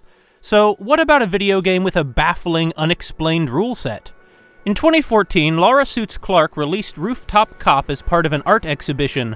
They continue to sell it along with the album Doesn't Speak, Doesn't Listen, which doubles as the soundtrack.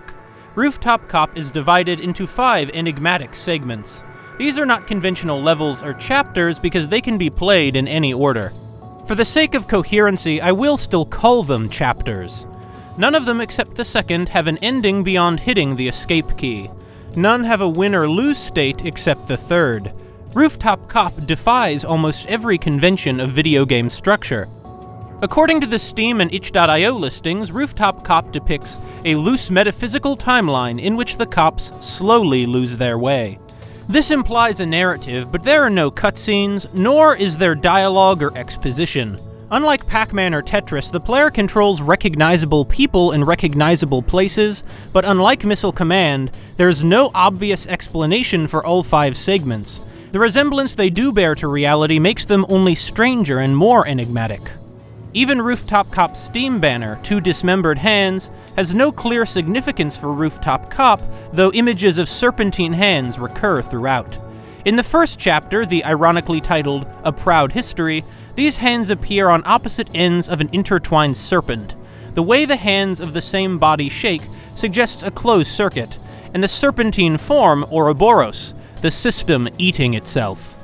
Along with the third chapter, this is the only one that seems to depict something like actual police work. From a top-down perspective of a somewhat abstract city in what seems to be a snowy tundra, the player controls a cop. A timer counts down the length of the round. In the upper left is the number of citations, what a proud history features instead of points. Presumably, the goal in each round is to rack up enough citations to more than cover the deficit shown in the upper right. The player does this by holding a left click on random civilians, causing a number of citations to tick off beneath them. The cop can then grab the invented criminal, giving them a ticket or something. Rarely, with no pattern I could discern, the cop murders the civilian instead. The bloody corpse lingers for the remainder of the playtime, emphasizing the brutality and the finality of this crime. Obviously, like a perspective flip of Kafka's The Trial, the cop arbitrarily punishes innocents. The player invents hundreds or thousands of citations for a civilian, and sometimes murders them for it. The other available strategies include watching the civilians, though I never figured out the utility of this. What's that yellow number? And setting up fences. In a traditional video game, reaching a certain level of deficit would be a game over. In a proud history, there is no lose state. The player can just not bother anyone and march off into the desert, and the only consequence is a rising deficit, which again affects nothing. The result is that if the player does the obvious and tries to beat the deficit, which eventually starts increasing in increments so large that it's impossible to, the city gradually becomes less free and the corpses mount, the cop becoming a serial killer more dangerous than any of these invented criminals. And there's no reason for the violence. No authority exists to give cops deficits or punish them for lacking arrests. The cops are the authority, hence the Ouroboros handshake. The camera's distance suggests the aloofness of the police watching this play out from the rooftops. In the words of Chris Priestman reporting on the original Rooftop Cop exhibition, quote, "It ends up feeling like you're making up crimes in order to meet a quota as demanded by the institution. All the while, your cop buddies look down on you from the rooftops. Eventually, the entire population has been murdered, and only cops remain." I never played long enough to reach that point, which would probably, in another alienating design choice, demand several hours. This surreal satire becomes stranger because of unexplained rules and features. Clark admits to implementing completely hidden mechanics. Apparently, in A Proud History, civilians are sometimes actually guilty of petty crimes, though what this means I have no clue. There are internal flags for loitering and littering. Like, sometimes they just drop trash on the ground. There's multiple sprites for the trash. You can't see it. It keeps track of how long people have been standing in one place, so occasionally they're considered loitering, but it doesn't matter. And I think the fact that it doesn't matter is kind of the point. Yeah, Clark somehow has worse microphone technique than me. The second chapter is Capture the Flag, for one. The description recalls Lost Pass Island's frustrating scale, in which your surroundings do not have you in mind. The player controls a cloaked figure minuscule against an enormous glacier and gloomy sky. Our only available action is to grab the flag from the structure on the right and bring it back to our home base on the left, as the title indicates. After capturing the first flag, another appears on the right, but after grabbing this second flag to repeat the lap, the ground starts to collapse. As the snow melts, the player can only hop around in desperation before, after 4 whopping minutes or so of sinking into the depths while a lonely synth drones, the chapter ends. The land didn't approve of our game. This is another world not made for us to understand. This lonesome game of Capture the Flag would have been boring anyway, but we're denied even that futility.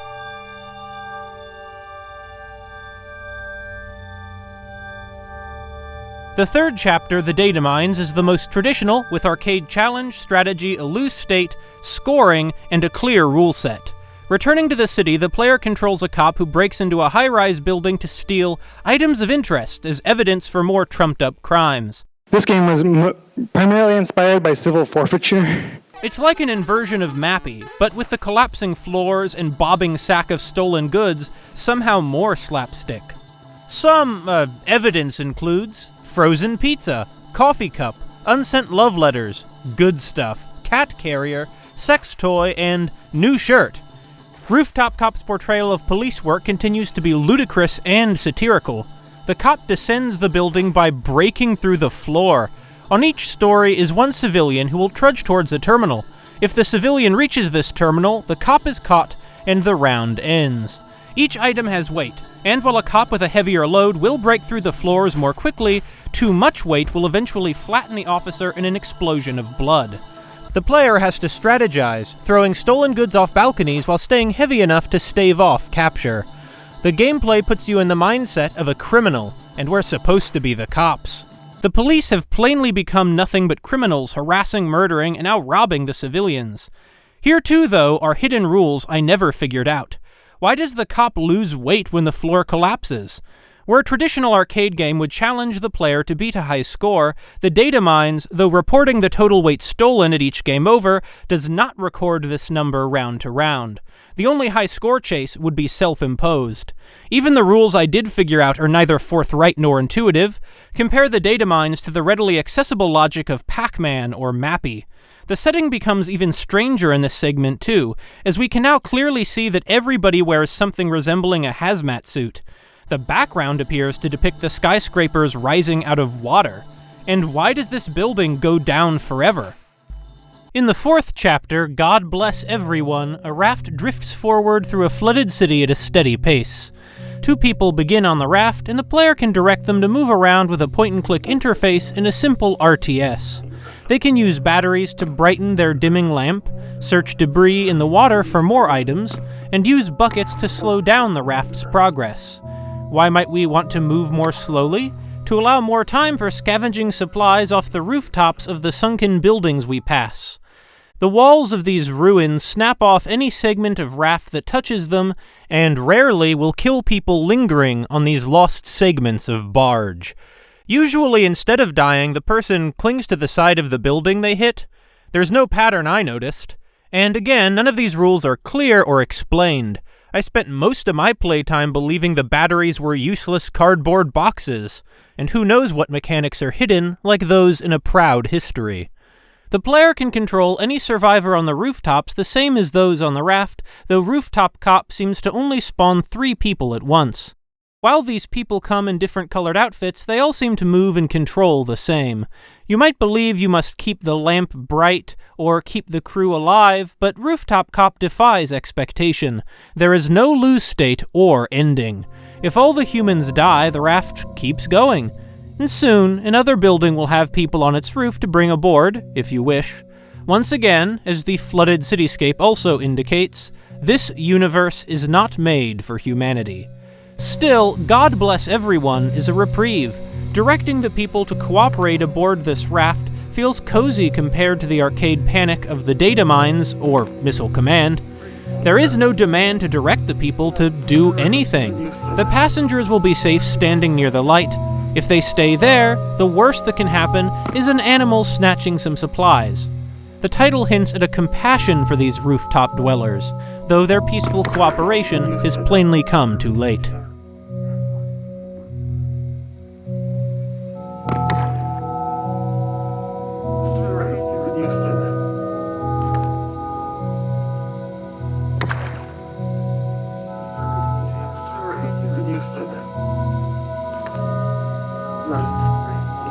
The fifth chapter, Palace of the Organizer, is by far the strangest. On a beach, the player controls a robed figure similar to the one from Capture the Flag for One. Aside from the Organizer, the only things on this large beach are driftwood and a fax machine that prints an apparently meaningless pattern or drawing a persistent player can try and never succeed at reproducing with the sticks.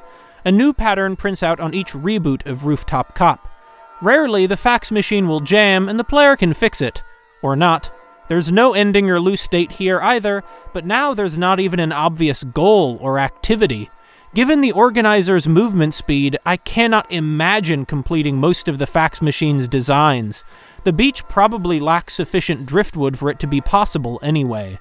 In Capture the Flag for One, God Bless Everyone, and Palace of the Organizer, Rooftop Cop presents scenarios that emphasize human frailty and, with the vast environments and lack of loose state even if everyone dies, irrelevance. There's no ending or explanation, but only a surreal, senseless, and brutal nightmare world, again, with flashes of dark humor. Rooftop Cop is the first example of interactive absurd so far to feature not only ridiculous gameplay, but to hide the rules of its ridiculous gameplay. Where even Flower, Sun, and Rain is intended as a pop-cultural product, Rooftop Cop is also the first to be considered genuine fine art, for what that recognition is worth. The absurd vignettes of Rooftop Cop, however, hint at an overarching meaning less metaphysical and more political. I never claimed the interactive absurd could only be about the abstract concept of meaning in life. Clark has their own ideas about Rooftop Cop's chapters showing different forms of violence. The original exhibit included a placard suggesting that Rooftop Cop should prompt critique towards the player as well as the authorities. I have very fond memories of Pizza Huts and Walmart parking lots and Marathon Oil Company cookouts, writes Clark. These institutions are not great. They're mostly pretty damaging for humanity, the environment, etc. We're all complicit. I think it's such an important thing to hear for students, is to not be a cop. In a post-mortem of Rooftop Cop, Clark delivers a whole lecture about the history of policing and private property almost as embarrassing as mine in the original upload of Killing the Past with Kusabi Tetsugoro. This is peak modern art, honestly, the unsettling atmosphere, obscure symbolism, and radical left theory that nobody could possibly extract from the minimalist art itself unless either they already had these ideas, like me, or else someone explained them. If each chapter depicts the same area, then the cult of the police ritualistically terrorizes a city until the capitalist order, and hence climate change they uphold, causes the tundra to melt. Everyone's full-body coverings imply both environmental degradation, bad air, and alienation from each other due to the terror. The police continue looting the city as it floods until, after the old society is gone, the survivors learn to cooperate. Eventually, the ocean subsumes the whole city. In the most absurd sketch, human creation has been reduced to the organizer strolling around a wasteland, barren and humbling in its scale, yet identified as a palace. The organizer's impossible task is to copy the ideas that the dead civilization presents this last cop using a piece of its outdated technology. What makes this mournful narrative remarkable is that Clark conveys it purely through gameplay and art design. The oceanside wasteland of Palace of the Organizer almost recalls Beckett's Endgame, whose characters are the sole survivors of their own vague disaster, a nuclear war, or perhaps something more metaphysical. One day you'll know what it is. You'll be like me, except that you won't have anyone with you, because you won't have had pity on anyone, and because there won't be anyone left to have pity on. The extinction-level threat of nuclear war in the heyday of the theater of the absurd, and of climate change today, climate change and nuclear war today, force the absurd into stronger relief. Perhaps this is why such art has multiplied since then. Though, when I see people fighting back, I certainly wouldn't characterize their attitude as despair. What's up with that? Instead of allowing the player an illusion of freedom in a spacious wasteland, Presentable Liberty, another 2014 title and the penultimate release from the developer Robert Brock, contains its wasteland between claustrophobic walls. Like Stanley, the player character is a disembodied levitating camera, but unlike the exploration allowed Stanley, however futile, your only movement here is stepping around a tiny, overwhelmingly gray prison cell. Initially, waiting is the only action Presentable Liberty permits. The ticking of the clock on the wall, the only sound besides the unsettling metallic ambiance, emphasizes that the player can do nothing but wait helplessly. And you must wait. Instead of reducing the sense of helplessness and isolation by allowing play sessions in short bursts, Brock includes no save function. To reach either ending, the player must spend an hour or so in the prisoner's shoes, but the boredom and oppressive atmosphere stretch that hour into an eternity. I considered quitting multiple times, but the warning, the opposite of most modern video games, that progress would not be saved, chastised me to keep waiting. Over the course of 5 days, an apocalyptic story unfolds presented primarily through the letters that slide under the door to the cell.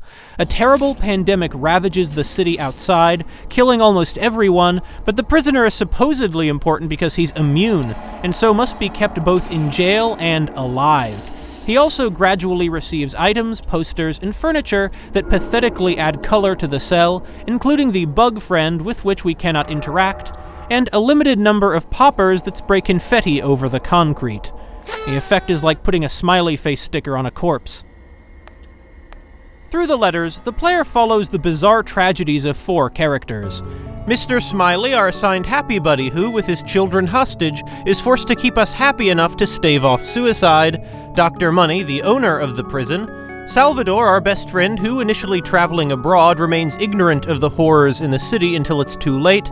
And Charlotte, a pastry chef living near the prison who, like the prisoner, is immune to the plague. Even receiving these letters, the player is totally alone, never able to see a single one of these characters or write back. The inability to even peer through your tantalizing window not only conceals the nature of the city, but denies even the schlocky catharsis of the splatter horror apparently occurring in the streets. Whatever the virus does to people, it leaves windows splattered with blood, and the harvest of human organs is important to the plot.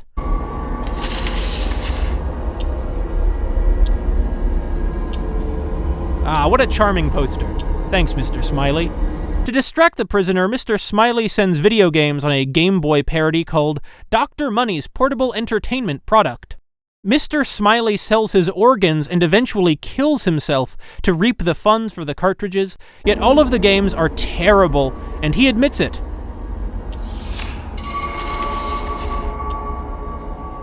The first 3 PEP games, Serpent, Fear of Fire, and Piteous Moonlight, though boring, simplistic, and excessively difficult, at least resemble real video games with challenges and goals. Their color scheme, gray and black on the tiny PEP screen, offers no real relief, especially since these are still crappy mobile games. In particular, Piteous Moonlight copies Flappy Bird, though depressingly it is a lot better than Flappy Bird. There are actually multiple levels offering unique challenges. Triangle Wars seems almost impossible to lose, what with the infinite jump, though this might be because of a bug judging from how far that triangle hops outside the screen. Crankmaster is streamlined to the point of involving no accomplishment or challenge. The player simply holds down one button to turn the crank, clearing the level when an arbitrary bar fills up. The banality of the smiling gear only heightens the horror of this absurd situation. Stanley and Sumio's efforts to escape the despair of their lives metaphorically correspond to the player using video games for the same purpose. Presentable Liberty is much less subtle. The entertainment product screen, occupying a small portion of the player's bleak view, never offers a genuine respite. It's not about those games, it's about happiness. Instead of the next letter, the ticking of the clock might as easily remind us of our own real-life death, an inevitability from which we use petty entertainment to unsuccessfully distract ourselves. Feeling like a bit of a broken clock at this point, but keeps coming up. As his name implies, Dr. Money is a childishly ridiculous villain, his evil schemes ludicrous even by video game standards. He is more a societal force than a character. Over the course of the 5 days, it becomes clear that Dr. Money somehow invented the virus first to gouge people for the antidote, and then, when his fake antidote causes organ failure, to gouge people for replacement guts.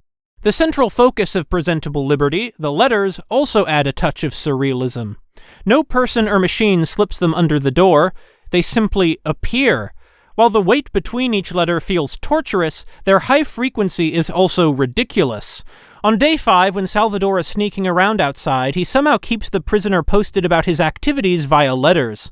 Sal can't actually reach the cell himself, yet somehow his letters, each in an envelope with postmarks, pops up despite there being no possible time for him to be sealing and mailing them. The letters are more like text messages. Many come in rapid succession with incomplete sentences, yet the sender takes the time to give each an individual envelope, stamp, and postmark. Charlotte's final letter is splattered with her blood, implying both that it is a letter physically from her apartment, not some kind of printout from an unseen machine outside the cell, and that she sent it after her death. The letters are almost supernatural in of themselves. Even Dr. Money is powerless to stop them, only able to write that we shouldn't read letters from Salvador. When the writers send items to your cell, these objects spontaneously appear on the walls or on the floor with no input. Given the prisoner's lack of a toilet, or with the exception of Charlotte's touching final gift, food, there is a possibility he is not human. For that matter, it's unclear if anyone is. Even Mr. Smiley's video games depict no humans. In the finale, Salvador shuts off the generator, opening our cell door, but in the process dies of electrocution. This fulfills the Christ role his name implies, as Salvador means savior. What's Christ got to do with it? It's just barely too late to save Charlotte, who, because we did not visit her, believes she's the last person in the world and kills herself. Had Salvador happened to find her, she would have lived. On day 4, Sal almost meets Charlotte following the sound of a record she plays, but then cuts off. Following the tragicomic pattern of the PEP games, Dr. Money's Plan, and The Letters, this happenstance is crushing even as the coincidences are ridiculous to the point of comedy.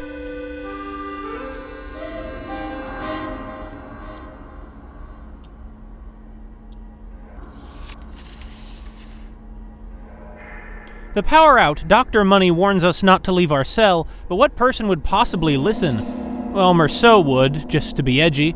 But if you remain in the cell, Dr. Money insults you and later appears to murder you, though even in the bad ending, the player is denied a glimpse of another person, as the presentation switches to a text scroll that even mentions the prisoner cannot see his visitor's face. Back to the more interesting ending. After 5 days of claustrophobia for the player and more for the character, walking a short distance down the hall feels intensely liberatory. Returning to our room afterwards, less so. The cell turns out to have been the building's elevator all along.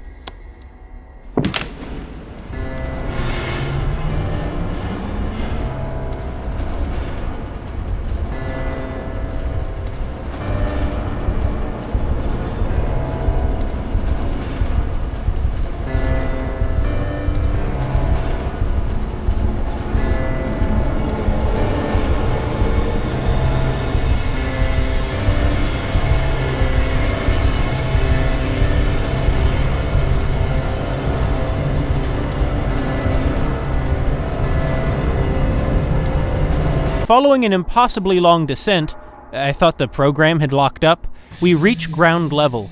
Walking into the city, a silent black void, we visit Charlotte's bakery to read her last note. Flower, Sun, and Rain achieves absurdism chiefly through ridiculous scenarios and degrading, irrational activities. Presentable Liberty achieves it by limiting the player's freedom to the point of suffocation. Many video games put the player in helpless situations to build suspense or intrigue, but few force the player to wait for almost the entire playtime, much less to wait for a payoff that's just gruesome and sad. Dr. Money drives Mr. Smiley to suicide, but Salvador and Charlotte could have lived if only the prisoner was capable of writing letters back. Instead, he can only pace around and play video games. Without the thrilling chases of an Amnesia-style horror game, Presentable Liberty makes the player truly powerless. Even the final escape is, at best, ambivalent. Being confined alone in a small room while a virus rages outside hits differently after 2020, but Presentable Liberty isn't really about a society's response to a plague. It is more about abstract metaphysical struggles. Were it about something more concrete, it would probably not be interactive absurd.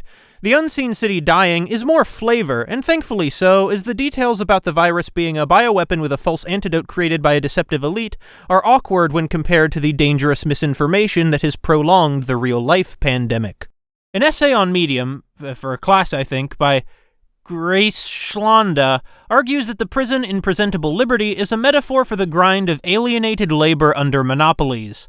The player's simulated imprisonment under Dr. Money reinforces the message that monopolies cause inexorable feelings of helplessness and anhedonia. The nakedly limited action, so foreign to traditionally good game design, personifies the perils of constriction and anhedonia as it alludes to the mundane. Presentable Liberty is another metaphysical parable about capitalism and modernity. Arguing for the prisoner to reject liberty, Dr. Money points to the safety of the prison compared to the chaos outside and to the alleged fun of the portable entertainment product. You are being taken care of. You are being protected from the virus and the horrors of the outside world. Dr. Money's apocalyptic plague corresponds to the poisonous ideology he sells the player, who is literally inoculated against it and metaphorically immune from feeling and reading about its evil effects. Grace Schlanda reaches similar conclusions. This story warns of the creative, mental, or physical death that can happen in the hands of this entropic system. In Acceptable Money, Brock's clicker game, to which Presentable Liberty is a sequel, the disease, like the bureaucratic Ouroboros of Rooftop Cop, kills Dr. Money too. Some good as wealth does him then. Note the symbolism of the player's cell being a deactivated elevator. That the place in which the prisoner lives should have been in constant motion parallels Dr. Money imprisoning an innocent man for profit. A structure that could potentially provide literal mobility, Dr. Money has perverted into a static jail. As Salvador writes, "This building you are in was never supposed to be a prison." As part of the workplace metaphor, Greislanda takes the prison for an office building. While the force limiting humanity is economic, Dr. Money, I think Greislanda's reading is somewhat off base. What work does the player ever do? Rather, I take the prison for a repurposed apartment block. The jail of shallow entertainment and isolation stands in for people's private lives shackled to an oppressive economic order. Some people have interpreted the virus of presentable liberty as a metaphor for depression, simulating a descent into despair as the condition ruins our life and destroys everyone around us. In this reading, it's interesting that the virus is literally the creation of the economic system, Dr. Money. While the prisoner's prospects are bleak, in the good ending, at least he survives. Charlotte writes, "What matters is you're here. Against all odds, you manage to escape the prison. I'm aware that this may seem like a bad ending to this story, but you're here." Escaping Dr. Money's prison, the player, and the possibility of finding someone else naturally immune like Charlotte, or even finding the resistance established in the more hopeful Menagerie archive, might find a glint of hope to get through the night.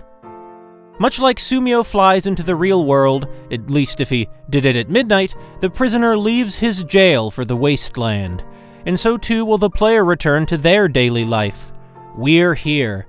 The Parable of Presentable Liberty encourages the player to be both thankful and critical.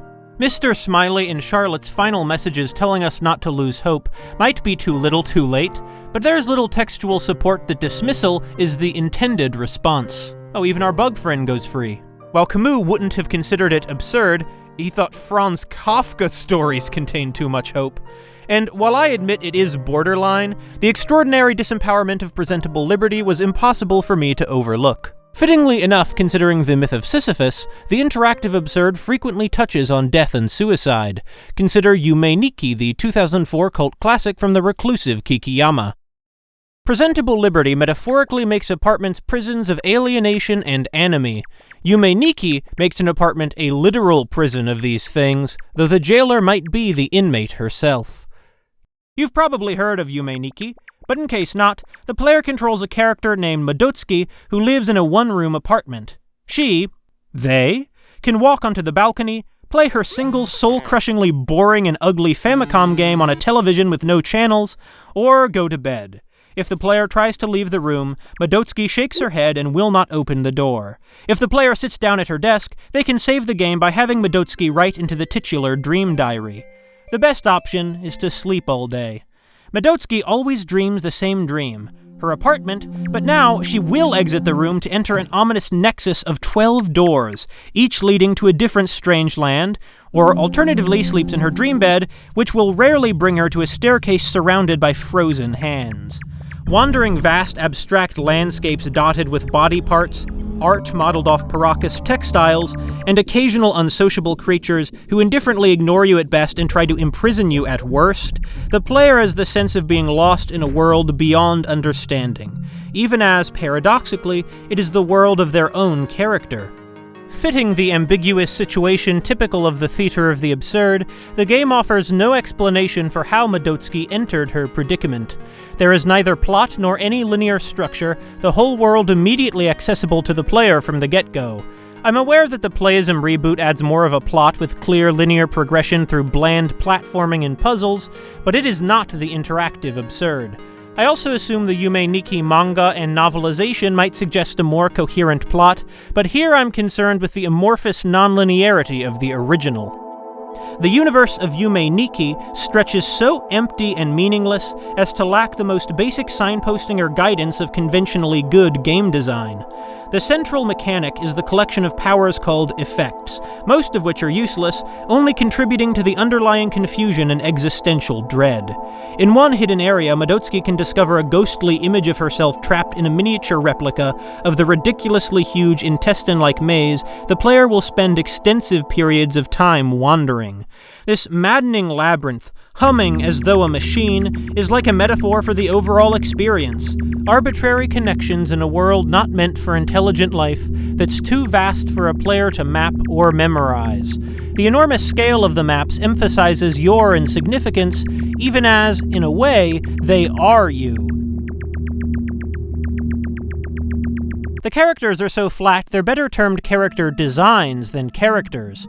Alternatively, this is true of every character but Medotsky, who remains silent but about whom we can assume much from the interpretive imagery. Instead of speaking, the denizens of the dream world, when interacted with, make growling and beeping sounds.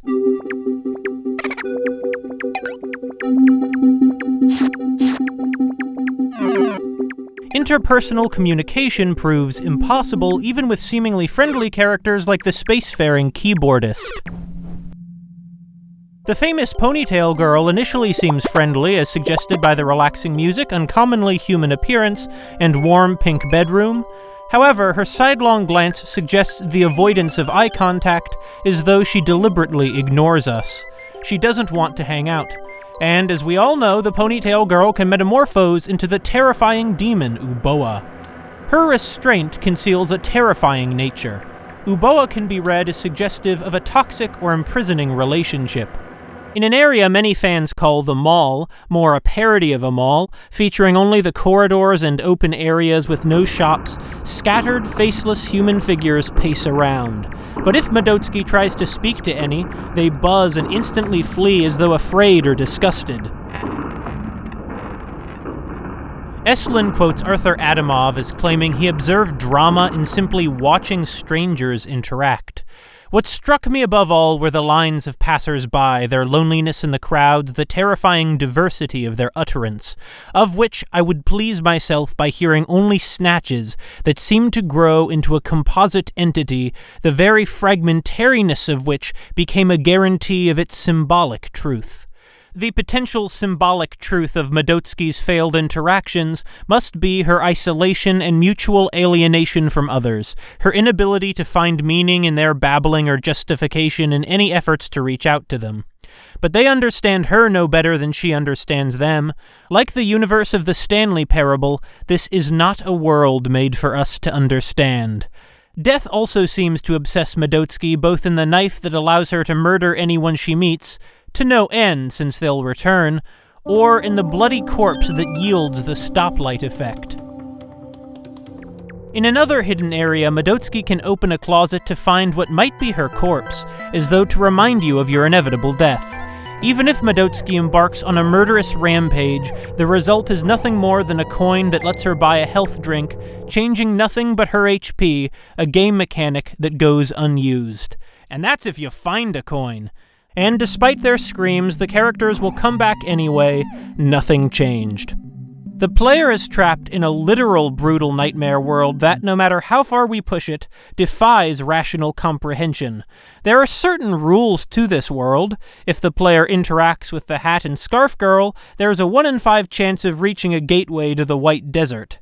But the odds are bad. Finding this invisible girl in the huge wasteland of blocks, rendered in an isometric perspective, frustrating with the incongruous 4-direction controls, is unlikely. The rules are unintuitive, hidden, and none of them shed light on why Medotsky is alone, living in her dreams. From a game design perspective, far more areas exist that serve no function than exist to offer a challenge, advance a plot, or provide closure.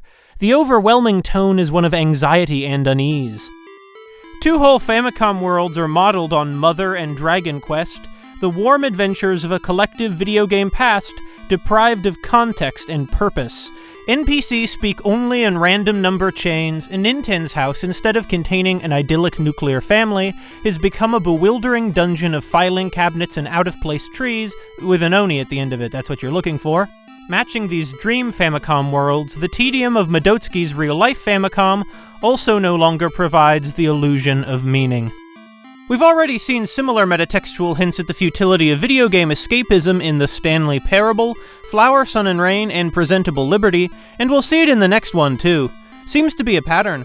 The interactive absurd, by not being traditionally good, often involves drawing attention to the contrast between itself and a more typical video game. Awake, the player lives in silent confinement, alone and shuffling through the same unfulfilling routine forever. From bed to desk to video game to desk to bed to desk, Medotsky's routine seems all the more effective as a parody of modern life after the 2020 pandemic. Stomping along an endless highway past alien faces and dismal rain, dreaming the same dream night after night as though our mind is not our own, existential horror creeps over the player. What is all of this for? Why is life like this? Is this all there is? In the ending, Medotsky can escape the nightmare of her existence via suicide. As in the Stanley Parable, death is the only choice that can free you from the absurd. Or is it? We'll get back to that. A common interpretation of Yume Nikki is that it depicts the social isolation of a hikikomori. Why is it that a hikikomori would feel so powerless, so overwhelmed, if not the limits to their ability to choose and to lead lives they find meaningful, limits constraining like apartment walls? Perhaps what inhibits Medotsky is not abstractions about the absurdity of the human condition. In the real world, Medotsky won't leave her apartment. In the dream world, she dares to, and there finds mostly nothing and nothing hopeful. As the dream mall specifically parodies a mall, the dream world parodies the real one. I'm again reminded of Eslin quoting Adamov, "When I arraign the world around me, I often reproach it for being nothing more than a parody. But the sickness I admit to, is it anything more than a parody?" These wide-open, confusing spaces the player wanders suggest that life beyond Medotsky's door has freedom in the sense of being able to go anywhere and perform many activities, but to what end? Medotsky finds no friends, no answers, but only effects, most of which do nothing. One of the more startling events occurs in a hidden area of the number world, when the player opens a door identical to the one in Medotsky's room.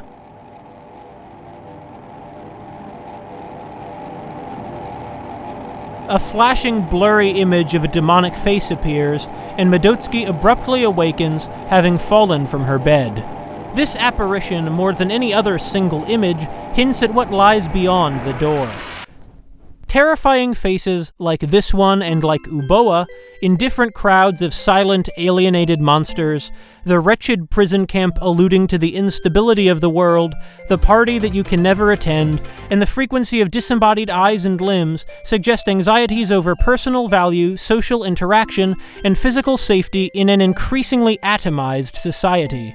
Reality, and more specifically, what humans have built in it, are indifferent, vast, bewildering, hopeless, and scary like the dream world, and this is what keeps Medotsky entombed in her room. In the end, she can't escape the absurd in her own mind, and so she removes her mind from her life as well, by ending her life. Yet the real world is just as absurd indeed. Gathering around Medotsky's gore, two silent alien monsters from the dream world watch on. The Stanley Parable, Flower, Sun and Rain, Rooftop Cop, Presentable Liberty, and Yume Nikki all defy video game conventions in one way or another, denying a satisfying ending, making the gameplay a mocking chore, leaving the game systems mysterious and the scenarios obscure, limiting player freedom to a painful extent, and eliminating almost all guidance and hiding the goals. There are many approaches to the interactive absurd. The next example will use techniques similar to the Stanley Parable and Presentable Liberty, with still more meta-elements, but this time with a twist that might subvert the absurdism.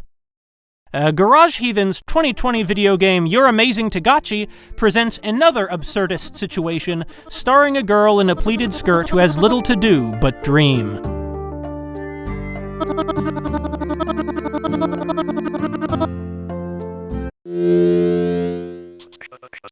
On boot up, a demon only called Daddy congratulates the player on attaining their very own T-Gotchi, a parody of Tamagotchi living in a familiar egg-shaped keychain. The Daddy warns the player not to let their T-Gotchi die, giving us our primary goal. The disturbing twist here is that instead of a cute animal, the pet is a human woman. Over the course of 5 in-game days, occurring multiple days apart in the timeline of the story, the player can feed her, wash her, pet her, and talk to her with limited choices from a drop-down dialogue menu.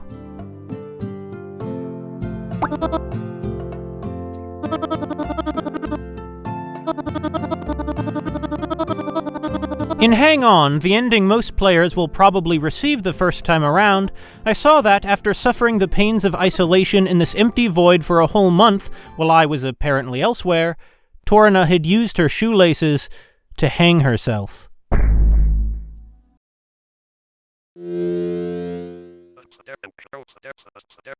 Oh no, says the daddy. Seems your T-Gotchi has died.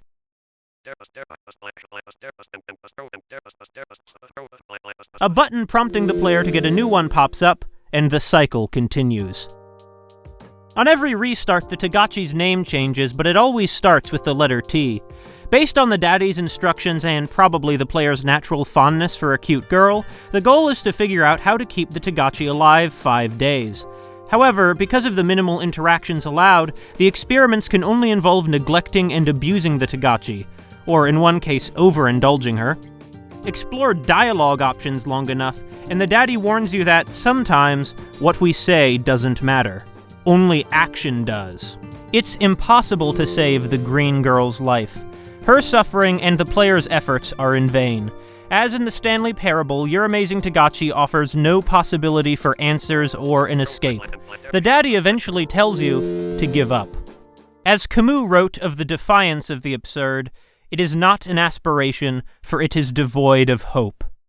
Your Amazing T-Gotchi is first and foremost an example of video game meta-horror like Doki Doki Literature Club.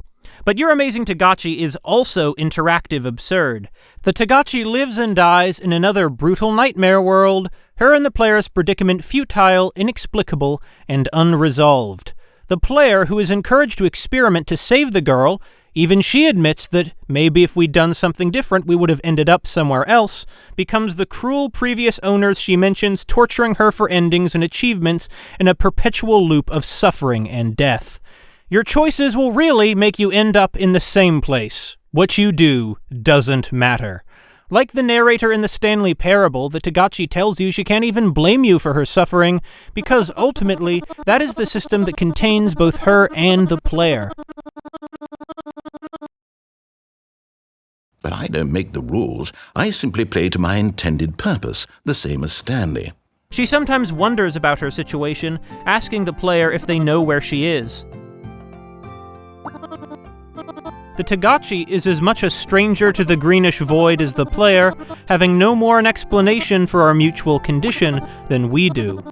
In a post on itch.io, Garage Heathen stated the objective of Your Amazing T-Gotchi was to deny the player agency and satisfaction.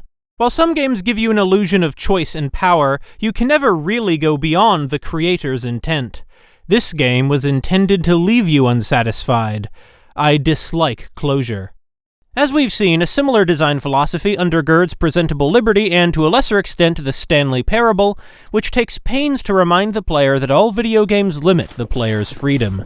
When every path you can walk has been created for you long in advance, death becomes meaningless, making life the same. Emphasizing rather than concealing this lack of freedom is an effective absurdist tool. Floundering around for some control or a solution that never comes, the player will not forget their powerlessness. Communication fails between the player and the T-Gotchi, be it lying to her about your name, not talking to her at all in the silent route, or the daddy warning you that sometimes what we say doesn't matter. Taisei opens up about her awareness of the situation.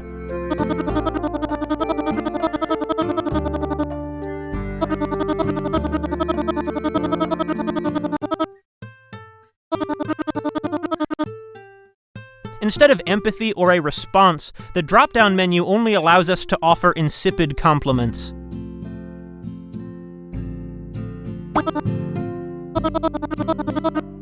The two key characters, the player and the T-Gotchi, are locked into a love-hate relationship, almost like the player is now the narrator ambiguously tormenting yet loving Stanley. Stanley, please. I need you to make a choice. I need you to walk through the door. Are you listening to me? Can you hear me? Is everything all right? In 3 endings, the T-Gotchi commits suicide, so it's clear what she thinks of Camus' question about whether life is worth living. Though, like the city on the Anything screen, she returns to live and die for nothing yet again whenever you boot up another new T-Gotchi. The green girl, like humans in a meaningless universe, turns to religion, wondering if she did something to deserve this hell. Her amnesia of a better life makes her all the more alienated from herself, and of course, there is no God to save her. As Camus wrote, the exile of humanity is without remedy, since we're deprived of the memory of a lost home or the hope of a promised land. There is just this. Outside context, though, proves a wrench in the spokes. Garage Heathen's previous release, Shastia, it's Russian, I don't speak Russian, tells a tale that involves two men experimenting with hallucinogenic mushrooms. Eventually, in a mystic state, their minds explore a forest of sycamores where they meet a god whose description hews close to the T-Gotchi's daddy. To confirm this, the god image in the bedroom unmistakably depicts the same oni-faced, mushroom-capped being. With the information in Shastia, we find an explanation. Using a thought contagion, this god is harvesting humans, erasing their memories, and turning them into T-Gotchis. This still leaves a lot of open questions, mainly, why? But the lore provides a kind of closure. Also, I lied earlier. In one ending, Martyr, the T-Gotchi survives. Okay, in the DDoS ending, the software crashes before the T-Gotchi can succumb to her illness, but death was inevitable there too, since the medicine she's blackmailing me to find doesn't exist. But back to Martyr. The world goes dark and she returns to her daddy off-screen. The controls no longer function, and the program must be shut off through your desktop, suggesting the T-Gotchi has legitimately escaped the player. For Stanley, the escape pod never worked. But here, though this ending is still unsatisfying, there is a way out. On reboot, the game runs the same as usual, but combined, these points cause your amazing T-Gotchi to lose its absurdist edge. I would still consider it interactive absurd, but maybe I should interrogate the interactive absurd criteria I hastily typed up while waiting for my laundry to dry. Are they too general? If Pac-Man counts, maybe anything could. To demonstrate that, hopefully, I am not killing dangerous amounts of sea life via bycatch with too broad a net, I'll touch on two video games that are definitely not interactive absurd, and one that might be. I have a lot more to say about your amazing T-Gotchi, but I'm thinking I'll make that another video. So keep an eye out, or maybe subscribe and click the bell and all that if you wanna see when it comes out. Please. For an obvious example, let's take the original Donkey Kong, an early video game to use a cutscene to establish the plot. Donkey Kong kidnapped a lady, climbed up a construction site, and now Jumpman will rescue her.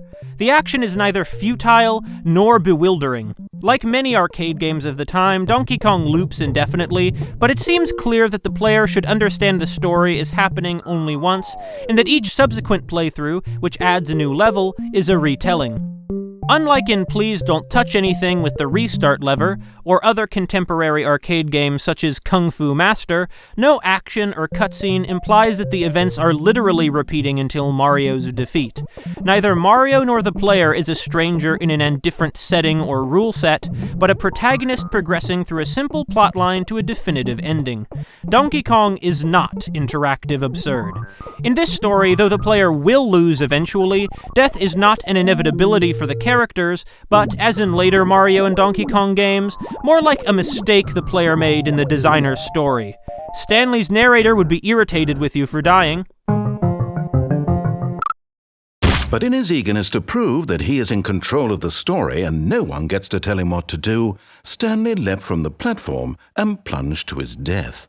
Good job, Stanley. For my second example, one of the endings of Please Don't Touch Anything reveals the anything is a border checkpoint mechanism in Arstotzka. Listen to Blinch's rendition of the main theme.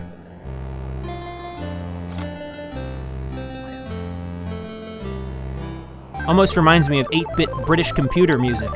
Papers, Please is a fascinating example of story combining with game systems to create emotionally fraught situations. I felt more tense and immersed trying to process enough migrants to afford food for my children than I ever felt while hundreds of Nazis had me pinned down in Wolfenstein. But Papers, Please is not absurdist. There is a plot and a clear ending. While there is an endless arcade mode, the story still doesn't loop. The world is not dreamlike in the least. Communication is clear and concise, and the gameplay revolves around evaluating paperwork. The setting, though a brutal nightmare world from a certain perspective, is a brutal nightmare world deeply grounded in the bureaucracy, poverty, drudgery, and political unrest millions of people have to deal with in reality. Papers, Please is not interactive absurd. Since I alluded to it, neither is Wolfenstein: The New Order. I admit that some games are more borderline. Set Willy has progress, the player possibly getting incrementally further into the mansion on maybe every fourth try. In the versions that have the bugs fixed, there is a sense that, through boundless determination, you might find all 83 items, but since the true ending dumps Willy back in the shitter, much like running out of lives, the sense of imprisonment in a loop remains. The third video game will, I hope, illustrate the difference between an absurdist video game and interactive absurd. Continue 9876543210 by Jason Oda is a far darker 2014 follow-up to Skrillex Quest, a 2012 Flash game with which it shares an ugly voxel art style and meta elements. As established in the opening cutscene, in Continue, the player controls the sprite of a failed hero in a JavaScript video game. The sprite, along with a series of ruins, cities, fields, and trailer parks, has been dumped into the random access memory to await the next round of deletion. You control, again, not the hero, not the character who stars in the fictional video game, but a sprite of the hero whose name changes on every new playthrough. The title refers to the countdown to zero that occurs after a game over in some video games, particularly in the 80s and 90s video games, to which Continue alludes. The player lost and chose not to continue. Contrary to the goofy retro game packaging, this is very much about human mortality. You are on the brink of deletion, of oblivion. You can, and to progress, must fight off the garbage collectors, but you will only stave off the inevitable, not beat it. At the outset, the other members of your defeated party encourage you to accept death peacefully, but instead, taking after another character who's presumably your girlfriend, the player will literally fight the garbage collectors as long as possible. Camus argued for exactly this hopeless battle and bitter rejection of death.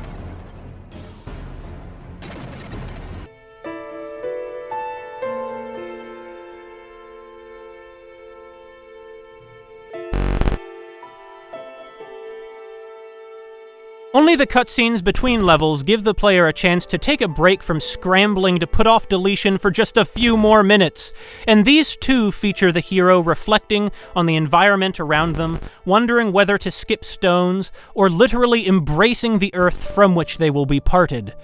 Again, Camus advocated finding transcendence in the very materiality of life. Except for the first stage, every level operates under a strict time limit, with more and more garbage collectors attacking more and more quickly. Every 2 levels, the player retreats to their town, where, taking shelter in buildings as lightning destroys them, we literally pray to continue existing just a little longer. But though prayer has material results in the high fantasy setting, there is no God to save us. You cannot win, or rather, the win state is death.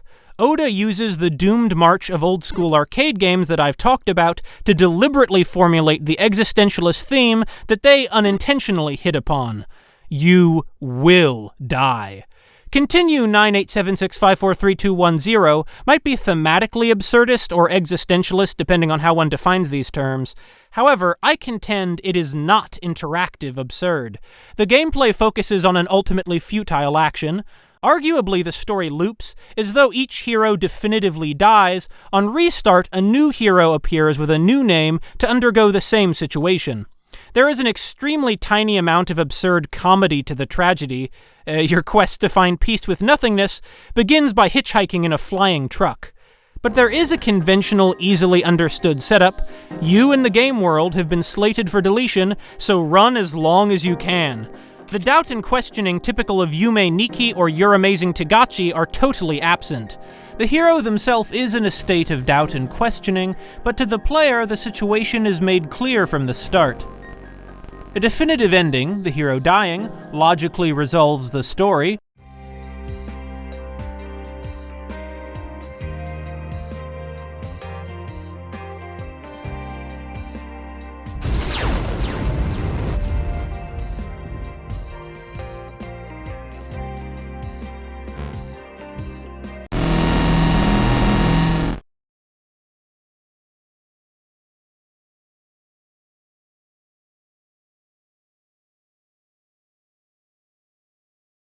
The presence of magic, ghosts, and gods puts Continue outside of realism, but it is strictly high fantasy in keeping with old-school video games, and magical realism giving sentience and life to computer sprites, rather than surrealism. There is no paradox, the setting is explicitly established as unused memory of a video game, the conclusion, though bleak, remains satisfying and logical. Affected by basically how much of the video game the player cleared before deletion, the best ending allows the hero to die in a state of enlightenment, at peace with the void, and the worst to die in fear. More ambiguous is the question of experimental dialogue. Communication breaks down, the character speaking in strange, broken English, because the computer has minimized the amount of memory available for their thoughts. For video games, though, this dialogue is fairly conventional. While their statements tend more poetical and philosophical, the townsfolk's babbling, like the fantasy setting, harkens back to the sloppy translations of video games like Castlevania 2. Come to think of it, Castlevania 2 with a hidden time limit, unintuitive items, and NPCs delivering obtuse and incorrect information led the charge of the video game avant-garde in 1987. More important, of course, is the gameplay. Incongruously haunting and beautiful music and heady existential concepts heighten what is, at heart, a simple, fairly typical level-based action RPG. The rules of this world are far from difficult to understand or follow. There is an instruction booklet in the pause menu, and ascetics ready to fill you in on any mechanics you don't understand. The player spends tense levels running through towns interacting with NPCs to manage 7 resources: time, RAM, foo, keys, car parts, prayers, and lightning. Time, of course, is time. Specifically, the time until the garbage collectors completely destroy the level in a barrage of lightning. At regular intervals, the garbage collectors suck the hero into a mini-game where the player must fight their way out of deletion, attaining extra resources along the way, at least hopefully. RAM corresponds to HP. Foo is currency that can be traded for the other resources. Keys open doors, potentially leading to more resources. If the player runs out of RAM, they can give the garbage collectors car parts to avoid deletion or losing prayers. Prayers and lightning are the most important resources, all other items basically valuable only insofar as they enable the player to attain them. Prayers build shelters in your town square, where you must avoid the garbage collectors every 2 levels. Lightning clears paths out of the town. The existential hero leaves every stop along their itinerary to be destroyed, but the locals in some sense live on as my lightning, my prayer, as the destructive force that enables us to immediately survive even if it will ultimately kill us, and as the beliefs that shelter us in our darkest night. Some of the characters, taking more after Sartre than Camus, instead find solace in the collective deeds of their lives and community, knowing that they have lived well. I'm not too proud to admit that while finding the voxel minimalism hideous, though the narrative lacks deep characterization or intricate plotting, Continue left me crying in only a few minutes. But once I got involved in the battle to survive the game systems, I became more determined to strategize, manage resources, and win, to reach the ending enlightened, than to reflect on my mortality. While this in no way reduces how Continue proves affecting, I consider it a traditionally structured video game designed around absurdist themes, rather than the interactive absurd. Like the Stanley Parable, Flower, Sun and Rain, and Your Amazing T-Gotchi, Continue 98765432210 shows how absurdism, even when more thematic than structural, often walks hand in hand with metatextual deconstruction and meta-horror. I think it will be interesting to briefly consider another example of the latter genre, Happy World, created by Jimmy Maseraki. Pitched as a selfless game about making others happy, Happy World, a little like Undertale, becomes an existential horror story in which 2 ghosts break out of the cycle of transmigration after peering into a crack in reality and discovering that their universe, or rather multiverse, is inside a video game. One of these 2 characters, the skinless woman, was already dead when she learned. Apparently, she seems to be a ghost. The other, Purple Guy, was still alive. Realizing that none of his thoughts or emotions were his own, and that neither he nor anyone he ever met could make their own choices, Purple Guy could not bear to lead a meaningless life, and hanged himself between Happy Zone, Masaraki's previous game, and Happy World. Happy World is not interactive absurd, although there are some absurdist concepts. What interests me is how Masaryk resolves the absurd situation. Most of the wacky characters have no idea their multiverse and lives are only digital, though this doesn't prevent suicide for other reasons. The skinless woman wants to escape the absurd by destroying the universe, which, being meaningless, is no loss anyway. Purple Guy's solution is to hang himself, but this fails to free him as his ghost remains. He tells the player that he would destroy the multiverse, but is too empathetic. As much as I want this pain to end, I could never exchange my own peace for the lives of others. That's just not how I am. I've always been a good person, a heart of gold, but it's broken. This is like a conflict between an anti-natalist and a humanist. Masaryk firmly takes Purple Guy's side, for stopping the skinless woman's plan achieves a fuller, longer, more satisfying ending. After deactivating the death machine, the player meets a magical being who, in a deus ex machina, is able to fix Purple Guy and the skinless woman's broken hearts, ending their pain and allowing them to reincarnate at last. The strange thing is that this doesn't obviously resolve the fundamental problem, that life is meaningless. In the myth of Sisyphus, Camus rejects a group of philosophers he, or the translation, calls mystics and existentials, though ironically critics tend to identify Camus as an existentialist. According to Camus, the existentials include Karl Jaspers, Lev Shestov, and Soren Kierkegaard. These are Christian existentialists, or at least they are not atheists. To simplify a lot, such thinkers continue down the road of the absurd, but rather than end at the logical point of admitting life is meaningless in a meaningless universe, the existentials at the last step abandon rationality and find meaning in the incomprehensibility of the universe as a mystical experience of the divine. His greatness is in his incoherence. His proof is his inhumanity. One must spring into him and by this leap free oneself from rational illusions. A similar leap of faith occurs in Happy World.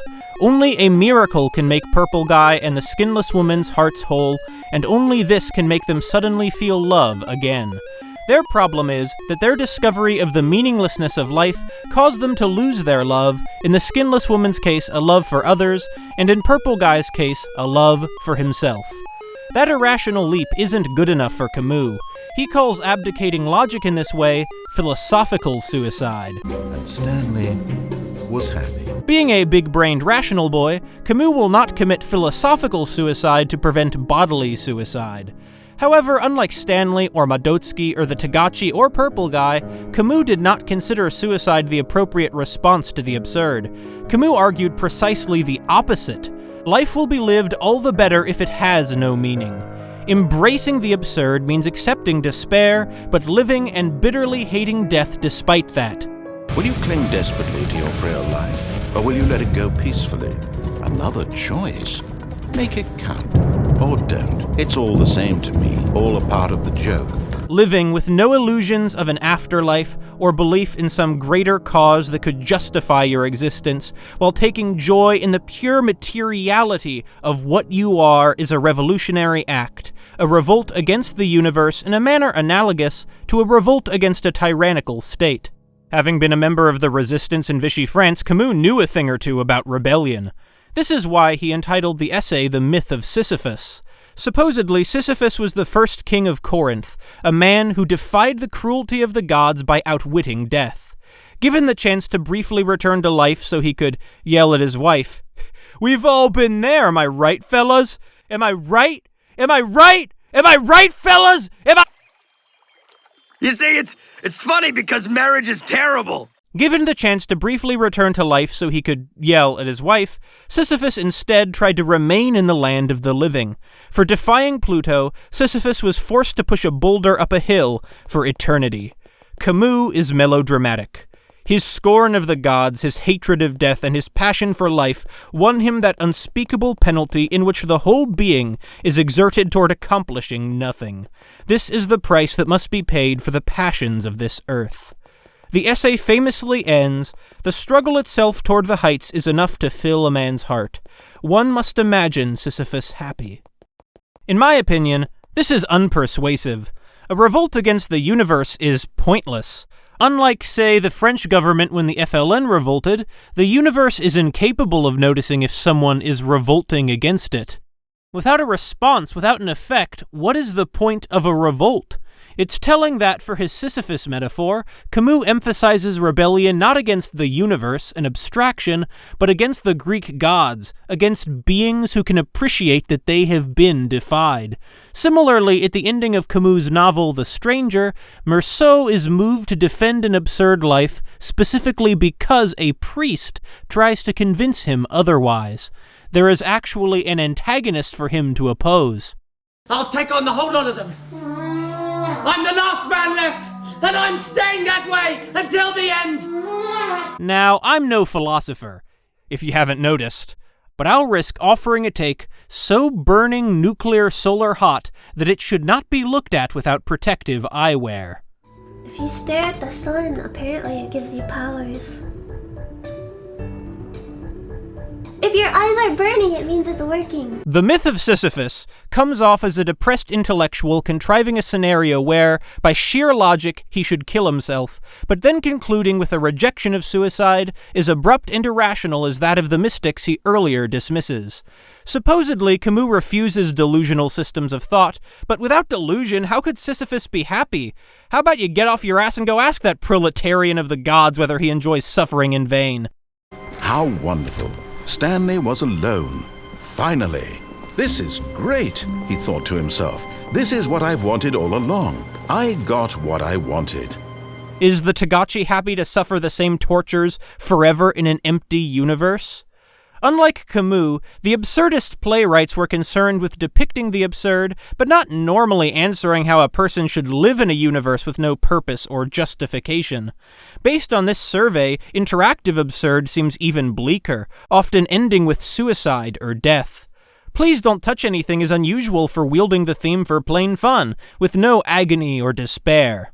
If pointless defiance and what he calls sin without God is the best Camus can offer as an alternative, philosophical suicide sounds pretty nice. Camus neglects the idea of the meaning that can come through political and social work to improve people's lives, through actual material change. Forget the mythic proletarian of the gods. Shouldn't the real-life proletarians of humanity improve their situation? In my view, even if it too can feel Sisyphean, there is plenty worth living for in struggles to make the world better, more sustainable, more just. I don't deny the feelings of anyone who takes comfort in Camus' perspective. Whatever helps you sleep at night, you're valid, etc. But I find contribution to political and intellectual struggles for social justice a more compelling reason to live than a strictly inward-looking resolution to an abstract philosophical problem. My real and fictional heroes, though far from perfect, and often far from victorious, are those who fought the norms of their day for radical justice, one way or another. Gerard Winstanley, John Brown, Frederick Douglass, Peter Kropotkin, Alice Paul, Pete Seeger, Leslie Feinberg, and, of course, Chibi Robo. Note that none of them acted singly, but with friends and family as part of larger movements. Camus' absurd hero Meursault, in comparison, is a loveless sociopath who never believes in anything or feels a drop of compassion for anyone, perhaps including himself. Meursault feels indifferent when his mother dies, and then unquestioningly assists someone he doesn't care about to abuse an Arab woman, lethally shoots an Arab man because the sun is too bright, and waits to be put to death. But, embracing the absurd, he dissociates, deluding himself into thinking that he is free while literally in prison. I opened my heart to the sweet indifference of the universe, and I felt that it was so much like myself, almost like a brother, that I realized that I had been happy, and that I was happy still. While in his ennui, Meursault would not have destroyed the universe like the skinless woman, neither would he have possessed the selflessness that enabled Purple Guy to save it.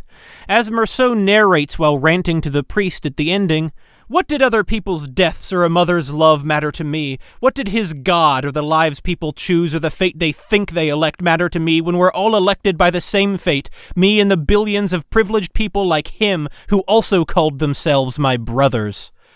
Maybe I'm a Philistine, but Camus only reaches his conclusions about the absurd on the grounds that accepting anything else would be philosophical suicide, an act of irrational faith. Early on, Camus writes that most people elude the absurd by maintaining hope, either hope in an afterlife or in some great idea that gives meaning to life. He argues that believing life might matter is an illusion, and the absurd man must be logical in contrast to people who disagree with him, whom Camus likens to donkeys. You're so certain about everything.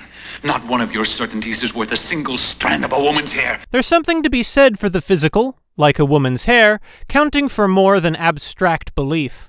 For the starving man, eating food is much better than thinking about eating food, but Camus misses that his belief in the value of logical consistency and truth is itself a hope.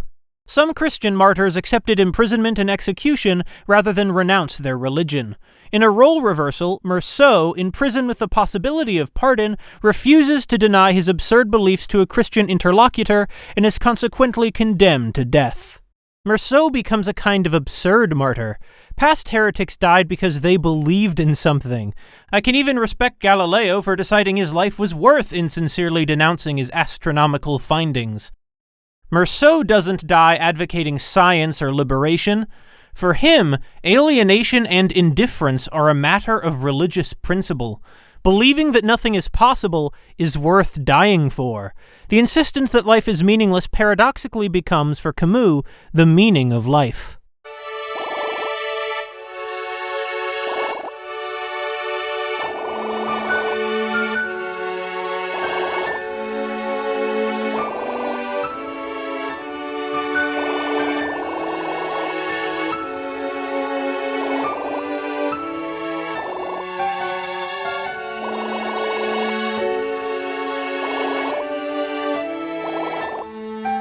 The deus ex machina that concludes Happy World, a mystical experience that refills empty people with love, not just love for living, but love for others, expresses a hope in human compassion. Masaraki's unpretentious sincerity is the sort of treacle that appeals to what one might call a basic bitch. But it persuades me life is worth living more than rejoicing as Camus does that there is no future and nothing is possible. Still, Camus called for treasuring life, since there is nothing else. Why then does the interactive absurd, and for that matter the theater of the absurd, seem to be largely misery? Say, I am happy. I am happy. So am I. So am I. We are happy. We are happy. Camus had friendship-ending political disagreements with Jean-Paul Sartre, another preeminent French philosopher of the time. Sartre most famously expounded his own conception of authentic living in an absurd universe in the 1946 lecture, Existentialism is a Humanism, though he later regretted some of his arguments. While using much of the melodramatic language about anguish and despair, his formulation seems more genuinely uplifting. There is no sense in life a priori, Sartre said. Life is nothing until it is lived, but it is yours to make sense of, and the value of it is nothing else but the sense that you choose. Contrary to the pessimism predominant in at least the obvious readings of every video game and even play so far, Sartre contends that existentialism is not pessimistic or nihilistic. If people condemn our works of fiction, he's not referring to the theater of the absurd, but to his own plays and novels and those of his ideological comrades, in which we describe characters that are base, weak, cowardly, and sometimes even frankly evil, it is not only because those characters are base, weak, cowardly, or evil. The existentialist, when he portrays a coward, shows him as responsible for his cowardice. He is not like that on account of a cowardly heart, or lungs, or cerebrum. He has not become like that through his physiological organism. He is like that because he has made himself into a coward by actions. What people would prefer would be to be born either a coward or a hero. If you are born cowards, you can be quite content. You can do nothing about it, and you will be cowards all your lives, whatever you do.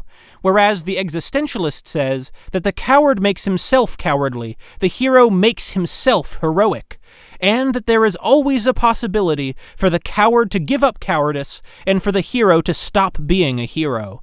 No doctrine is more optimistic. The destiny of man is placed within himself. Nor is it an attempt to discourage man from action, since it tells him that there is no hope except in his action.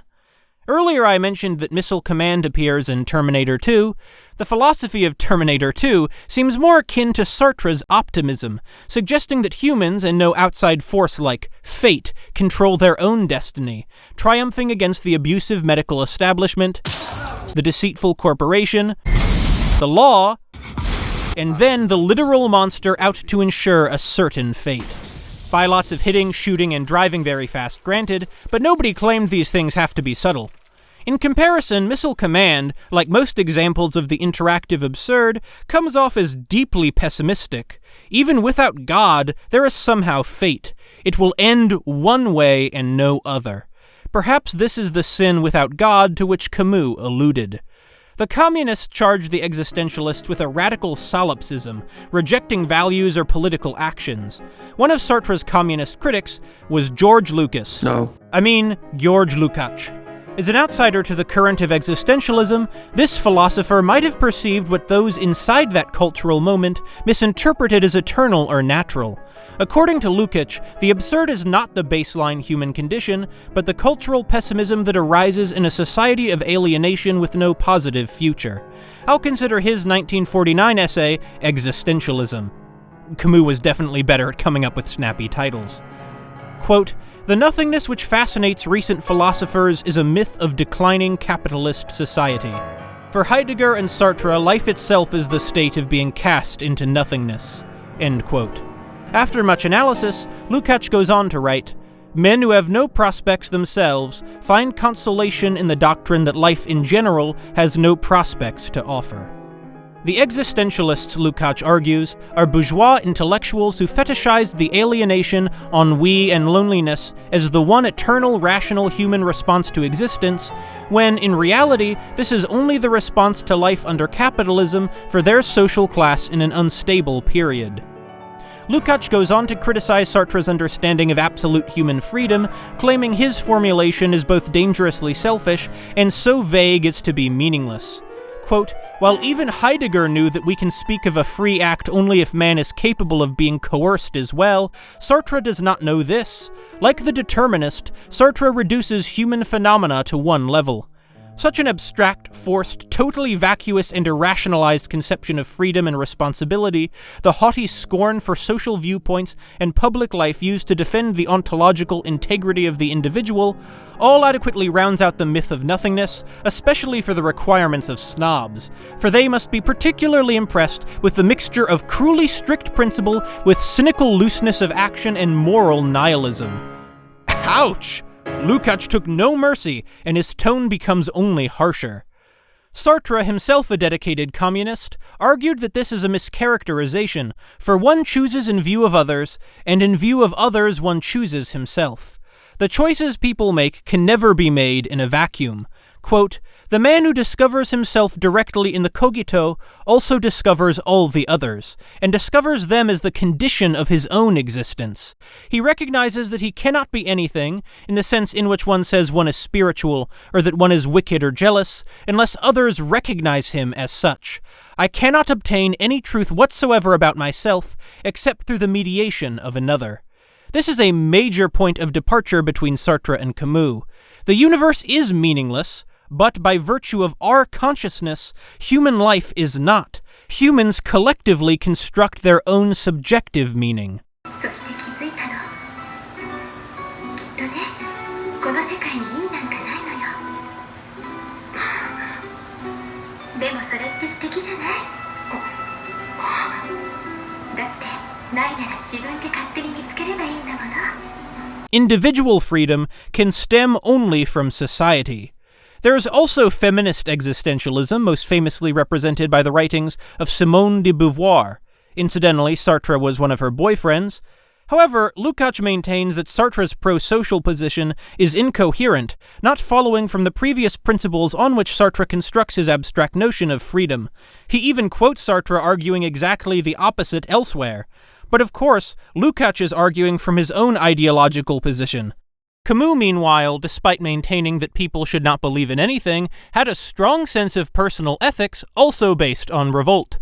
His refusal on principle to accept revolutionary violence led to his falling out with Sartre and the rest of the French left. In addition to the colonialist attitudes evident in his writing, Meursault, for example, specifically hurts an Arab woman and then murders an Arab man, neither of whom Camus gives the dignity of names. This has also poisoned his reputation in his home country, Algeria. It's ironic that the stranger specifically introduces Meursault's absurd attitude in his indifference to his own mother's death. In 1957, after Camus accepted the Nobel Prize, he was pressed on the Algerian War and said, "People are now planting bombs in the tramways of Algiers. My mother might be on one of those tramways. If that is justice, then I prefer my mother." So maybe Camus was right that the only history of human knowledge is a history of regrets and impotences. In speaking of Camus, Sartre, and Lukács, I must also acknowledge the Eurocentrism of my framing of the theater of the absurd and of this philosophical grappling in general. Similar art and thought has arisen outside of Europe. Issam Mahfouz is a Lebanese playwright who, influenced by Beckett and Ionesco, wrote The Dictator, which a fair critic can call theater of the absurd. At least that's what an article from MIT Press tells me, since otherwise I've never heard of Mahfouz, which speaks to a broader Eurocentrism of education. Comparable absurdist storytelling also, for example, appears in some of the works of Japanese filmmaker Oshima Nagisa. Note also its general absence from media in the Soviet Union, where state-mandated optimism dominated the artistic scene, and how under Glasnost, when authentic revolutionary dynamism and optimism were long since dead, absurdist storytelling bubbled up to reflect the madness of life in films such as the Tengiz Abuladze production Repentance, or, as Puzankov writes about, Kira Muratova's The Asthenic Syndrome. As Lukács wrote, quote, "The contrast of abstract death to meaningless life is for many men today an implicit axiom, but it suffices to glance at the mode of thought of older times before collapse started to realize that this attitude toward death is not the ontological character of being, but a transitory phenomenon. Spinoza said, 'The free man thinks of anything but his death. His wisdom is not death, but pondering on life.' If not the theater of the absurd, art of the absurd, when not suppressed, seems endemic to modernity, to societies where the paradigms and narratives that once contextualized and justified life, to paraphrase Marx, have melted into air, and people are at last compelled to face with sober senses the real conditions of life. Or at least, what modern people take those conditions to be. The central issue in the myth of Sisyphus is the absence of God, but even believing in God doesn't necessarily result in a more hopeful outlook. The myth of Sisyphus is close to a modern-day atheistic version of Ecclesiastes from the Levant some 2 millennia earlier, seemingly proving that biblical texts author right that humans are trapped in the same vain routine forever. Futility of futilities. Camus might maintain that the perspectives on death and life held in other cultures, including French culture in the past, are valid like those of the mystics and existentials, or at least he claims he finds them valid, but still fundamentally illogical or cowardly. We should turn resolutely towards nature. We've tried that. True. But personally, I feel conceited saying I logically figured out the nature of being, and those other people who imagine their lives mattered were deluded donkeys. Fundamentally, this is a disagreement on the meaning of meaning in life. Then again, what do I know? This is basically the mackerel phone's baby's first existentialism. Returning to material on my intellectual level, video games, often for children. A number of developers have tried their hand at creating a Sisyphus video game. The purest distillation of the interactive absurd might be what you've already looked at for a little while now, Sisyphus by George Prosser. Its tagline is, "Eternal Torture." Tapping one key for each step, the player attempts to climb as high up the hill as possible. No matter how well the player performs, inevitably you will mistime a tap of the key and watch all your progress disintegrate.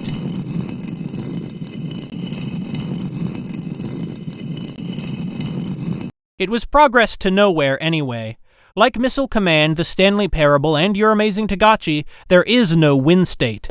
Sisyphus has no plot, repeats indefinitely, is not in the mode of realism, takes place in a brutal nightmare world, and is simultaneously funny and bleak, since as maddening as losing all your progress getting over it style can be, it's also hilarious. Sisyphus is the rare video game to physically hurt. Hammering the keyboard quickly stiffens my fingers. Eternal torture indeed. There is no music, and the graphics, though the color scheme alludes to ancient Greek ceramics like a parody of Apotheon, are also pared down to essentials. But still, there is a high score to set and to beat. It's like in one Saturday morning breakfast cereal comic. How different, really, is this bare-bones arcade game from Tetris? Replacing falling blocks with the mindless torment of Sisyphus himself highlights the absurdism inherent in the design of high-score pursuits that end with guaranteed defeat. I don't claim that Alexei Pajitnov or Four Quarters or Kikiyama or anyone else so far took inspiration from the theater of the absurd, except for Puzankov. Ignoring that developer's output, I'm aware of only one video game whose creator openly acknowledged his desire to incorporate theater of the absurd into a video game, although these reports are secondhand. The developer seems to have deleted the YouTube video where he explained this. That developer is Tarek Gondor, and that video game is the 2015 oddity Only If, in which the player controls a young man named Anthony who, following a night of drunken partying, wakes up in front of a horny anime painting of all things, finding himself trapped in a nightmare world where he must escape from a disembodied drug dealer named Vinny. That actually sounds pretty close to Set Willy. I have reservations about Presentable Liberty and Your Amazing T-Gotchi, but Only If is the one video game I mention in this video I consider straight up bad. There's nothing to recommend it aside from this incongruously pretty park, which you visit specifically to dunk your head into trash cans. Only if you are a bit masochistic should you check out Only If.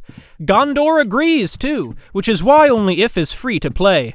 Only If features a Beckett pseudo-couple in an antagonistic relationship, and communication definitely, to put it mildly, breaks down. If this old dog was an old friend, then me calling you my bitch wouldn't be so insulting now, would it? Bitch. I don't find that the least bit funny. To drink this shit. You drink this, you survive, you get out of here, you go fuck give a shit.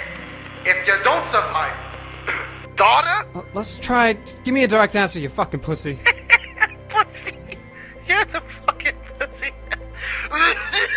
What if I could be amazing? What if I could be definitive? There is nothing to understand, you lunatic. You still haven't changed after all this. Anthony, I hate you. Only If is mostly these two jerks screaming at each other. Anyway, with no repetition or backtracking, the player progresses through a linear series of strange, boring puzzles, or more like nonsensical set pieces, before ultimately looping back to the same room where we began, where a puerile ending plot twist plays out. I'm inclined not to consider this interactive absurd, with the conventional level structure, plot, and resolution, complete with a logical explanation. Vinny is a sadistic magical drug dealer out to stop Anthony from fucking his own sister. There were douches that were annoying me, and Vinny slipped a few of his weird drugs to test results. But I wasn't one. Yesterday, you were. I didn't say it was real-world logic. There are also themes of generational conflict, the gangster Vinny accusing all young people of wanting to be gangsters as though he could possibly judge, but none of it is handled well. Because this is Gondor's first release, I would hope that the developer improves, but his studio creability shuttered in 2018, and the dev's second title, Old TV, is not interactive absurd, though it does appear to be better at what it is trying to do.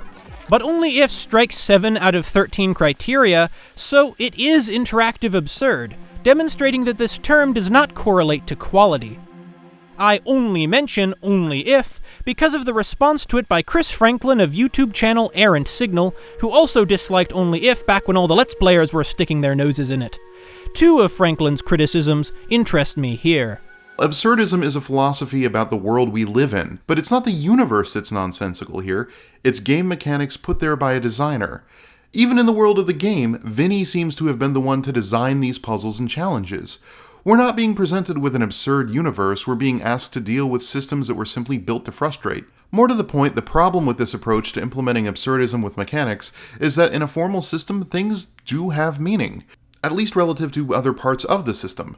For example, progress through content is, at least colloquially, an implicit win state. The solutions to the puzzles and the progress through the rooms are, all other things being equal, the meaning and point behind the system that was built to highlight the absurdity of a universe without a meaning and point. As I understand his argument, Franklin believes only if fails to be absurdist because 1. The illogical world the player grapples with was created by someone specifically to baffle, rather than existing naturally, and 2. The content of a video game always has meaning because, though it can be illogical, it is comprehensible and has at least an implicit win state. These criticisms could apply to far more than only if. The first is weak in my opinion. Every work of art has a designer. Beckett wrote Waiting for Godot, and in the universe of the story, the character's predicament is either their own fault for believing Godot will visit, or Godot's fault for promising he would, yet it's still absurd, and of course, metaphorically, means something quite different. Probably. The situation in Only If might be the work of humans, but it's still very much absurd, even if the conflict is less deep than the human-created conflicts we've seen in, for example, Baby Labor, The Stanley Parable, and Yume Nikki. We're not beginning to mean something? Mean something. You and I mean something. That's a good one. The second of Franklin's critiques is more worth considering. In this view, there can never be a truly absurdist game in terms of mechanics and structure because of the very nature of the medium. Please Don't Touch Anything might foil attempts at a satisfactory explanation for the anything, but the game world has meaning because the 25 endings are the meaning. If not as an object in the universe of Please Don't Touch Anything, the anything is totally comprehensible as a series of puzzles. This kind of critique might hold less water for an endlessly looping video game like The Stanley Parable, but there too, one could consider the achievement of every ending as the point, even though the video game includes no feedback such as a checklist of endings. The writing of Happy World takes for granted that existing in a video game is the ultimate state of pointlessness, almost the opposite of Franklin's assumptions about Only If. Even so, I agree more with Franklin that video game systems have meaning in relation to themselves. But can a video game only be structurally absurdist if the developer, say, uses neural networks to create a black box of a system so vast and baffling that no human could possibly understand it? No author, even Beckett, can really create a facsimile of an unfathomable entire universe. The mistake is to believe that the art must be a universe, must be itself absurd, instead of what the art can be, which is absurdist. Franklin also makes the common error of assuming game and video game are synonymous. It's difficult to imagine a scenario where trying to score more points than the other team is absurdist, but this kind of game is further outside the paradigm of Only If or You're Amazing T-Gotchi than an action movie is from a drama film. This is one of those occasions when, as I previously mentioned, it is wise to remember that the kind of play involved in many video games is more akin to the play of actors putting on a performance. It's about assuming a certain role rather than winning. Puzankov's criticism offers another angle of objection. According to Puzankov, finding anything absurdist in games is tough. Note that Puzankov also takes game and video game as interchangeable terms. Guess I'd ask what Baby Labor and Pong have in common aside from being written in computer code. Quote, video games are escapism vehicles that provide an experience to avoid the feeling of real-life absurdity. I object to this angle of criticism. No doubt most video games are escapism vehicles in which the player lives out a power fantasy with clear progression and a hopefully satisfying ending. But even as early as 1980, not all video games wanted to empower the player in this way. I'm personally bewildered by Puzankov's claim that finding anything absurdist in video games is tough, given that as a child, though lacking the vocabulary to describe the concept, I already understood Pac-Man as an absurdist parable. But my disagreement with Franklin and Puzankov is largely based on differences in underlying assumptions. Puzankov dismisses video games like Pac-Man out of hand. Attributing absurd to games that ignore narrative is an exercise in futility. Oh, sounds absurd itself. Puzankov contradicts his assertion on the next page, analyzing Lamassoff's abstract 2007 shoot-'em-up Space Giraffe is absurd because of how it toys with genre conventions, being to shoot-'em-ups what Picasso is to realist paintings. Yet Space Giraffe could not have less of a narrative. In my view, Franklin and Puzankov are too exclusive. For Puzankov, an absurdist video game must disrupt flow, jarring the player out of the experience, and end in a way that denies transcendence. Here, transcendence means in some way overcoming death, in the sense that Mario defeating Bowser and enjoying the cake with Princess Peach is Mario overcoming the pain and risk of death that defines the journey.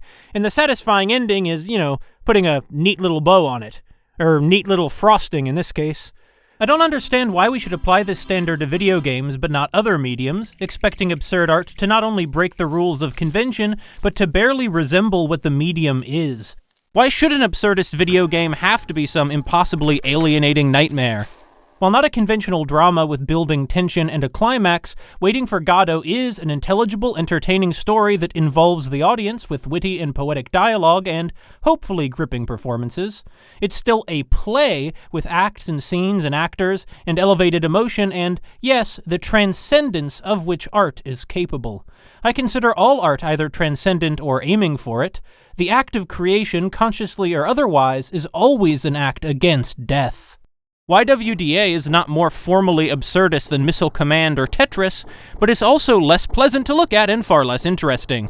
The only reason YWDA might seem more absurdist is that few people, apparently including Puzankov, would consider a thematic analysis of Tetris, whereas YWDA is 100% blunt message and 0% fun. Also, contrary to Puzankov's emphasis on a lack of feedback, the gameplay of YWDA is so simple and straightforward, it's almost impossible not to understand.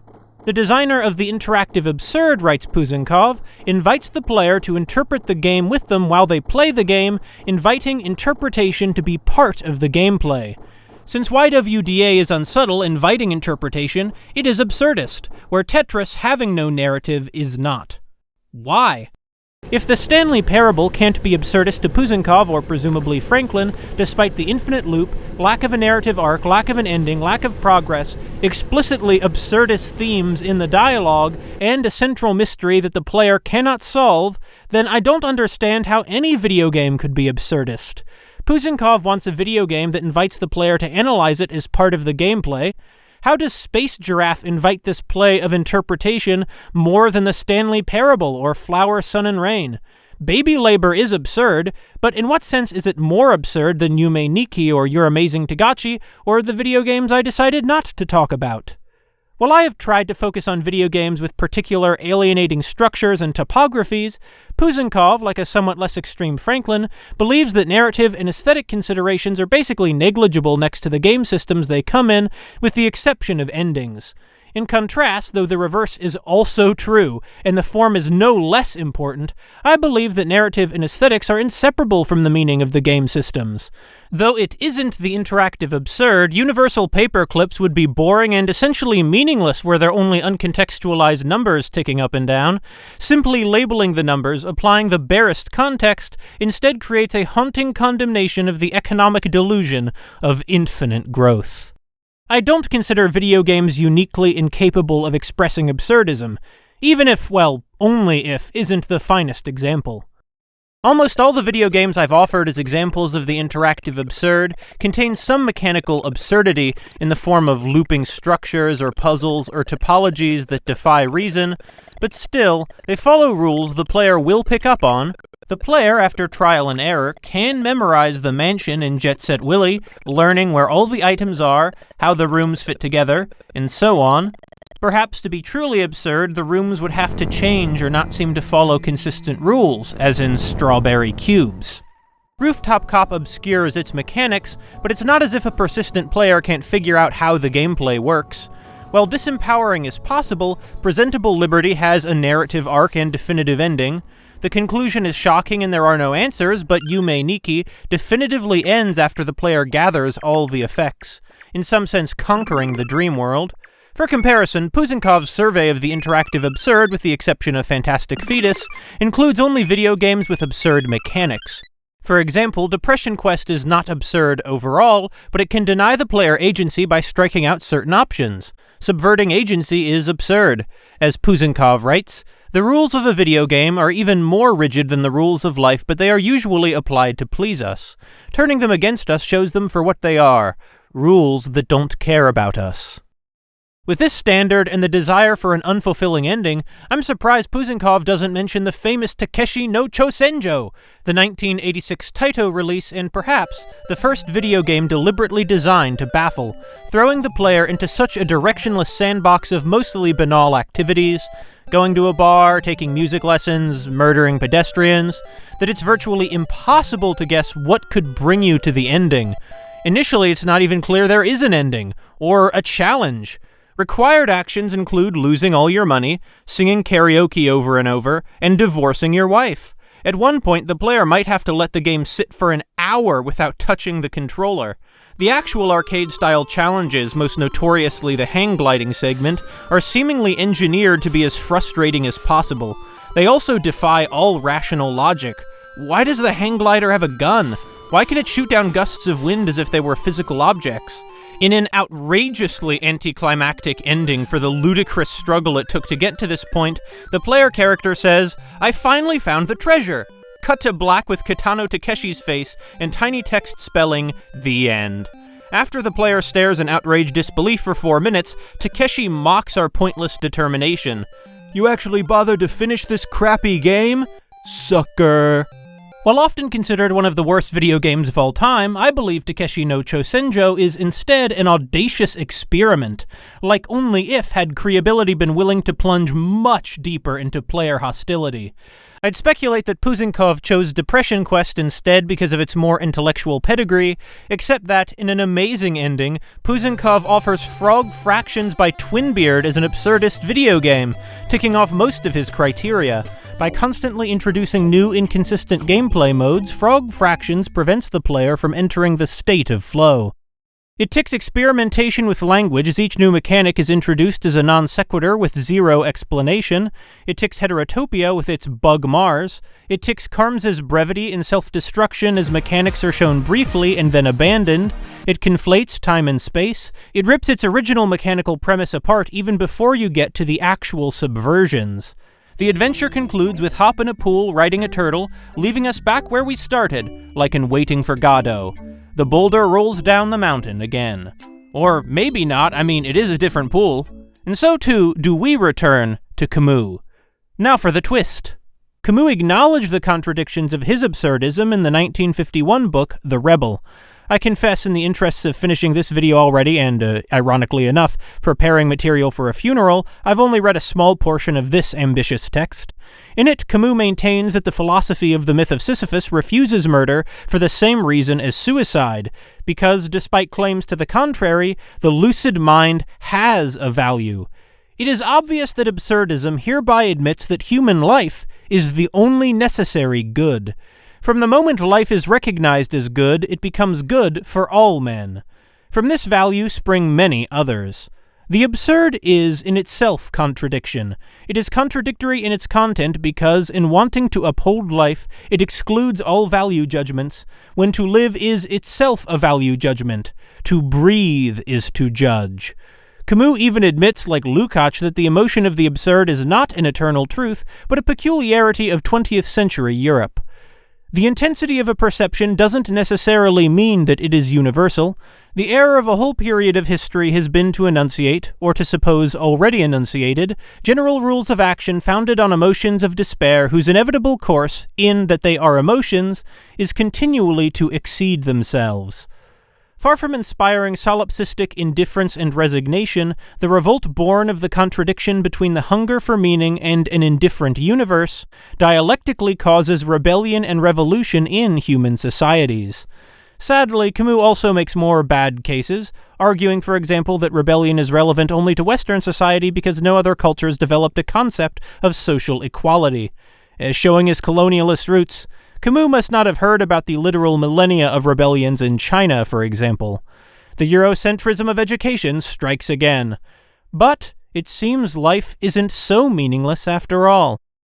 To every man his little cross, until he dies and is forgotten. In the meantime, let us try and converse calmly, since we're incapable of keeping silent. You're right. but inexhaustible. Ultimately, like my disagreements with Franklin and Puzankov, my dissatisfaction with these existential texts comes down less to a disagreement in argumentation and more disagreements in underlying assumptions between me and these dead philosophers. My life, to be certain, has been far easier than theirs, at least so far. Perhaps this is why I feel less anguish. But I don't believe the universe is irrational or incomprehensible, and don't honestly understand this claim. Camus is all, you explain this world to me with an image. I realize then that you have been reduced to poetry.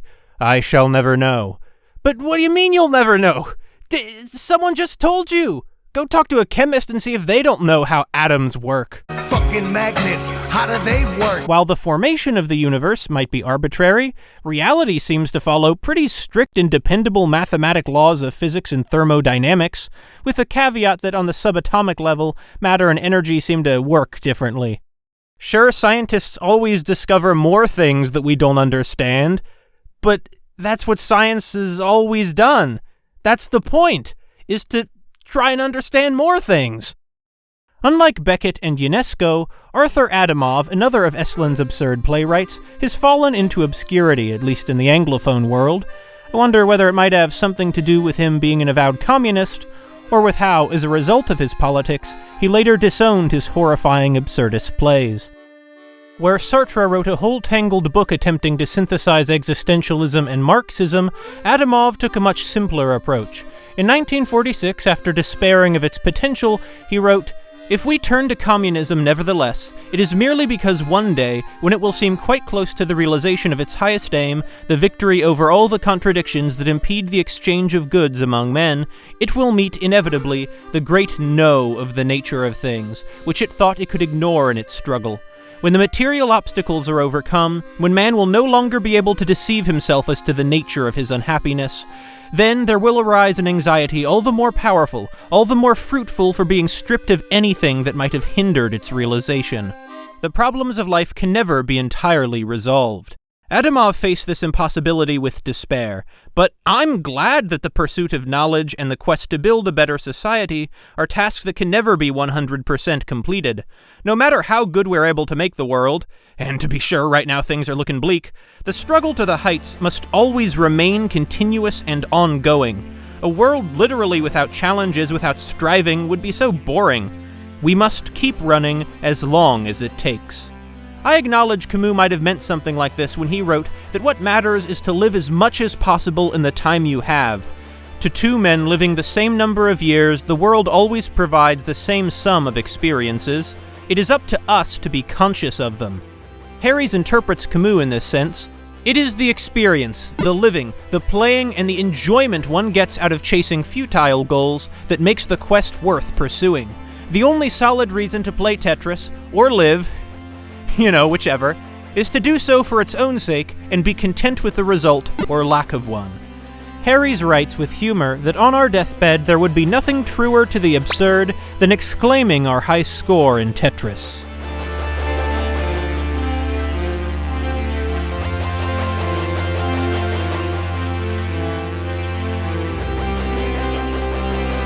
Obsessing over your inevitable death is paralyzing. Lukács goes so far as to accuse this existential mindset of serving the same anti-revolutionary function in atheistic modern society that the promise of an afterlife did in feudal society. You'll get pie in the sky when you die. Self-reflection is healthy, but individual thought is not enough. I recommend finding meaning through activism, through your hobbies like I Am Here, through your work rather if you don't define work negatively, through enjoying the pleasures only available to the living, and through your relationships. These categories often overlap. If you feel sad, create something, even if it's just doodles or a simple meal. Doesn't even need to be good. If you're sad. If you're more seriously depressed, you should probably seek therapy and medication. I guess Camus would say this is all dishonest eluding, or Camus wouldn't care since absurdism is all about the individual and is not about forcing beliefs on others. Actually, I know Camus doesn't care because he's dead. Camus wrote that the absurd man must reject ideas that could give life meaning or else betray lucidity, but rather than rationality, I think that this is the willful avoidance of meaning. In his bitterness, Meursault, unlike Purple Guy, never realized that love really can make life worth living. Yume Nikki might have a proper ending in the player watching Medotsky die, but I rather think that this ending is a bitter concession to traditional video game formulas. Now, you want an ending? Fine, here you go. Nothing forces the player to jump. You can as easily continue exploring the eerie and awesome dream world. For most players, finding the underwhelming effects is incidental. Exploring tranquil, if elusive places, finding the many secrets totally disconnected from the ostensive main quest, and wondering what it means is the genuine appeal of Yume Nikki anyway.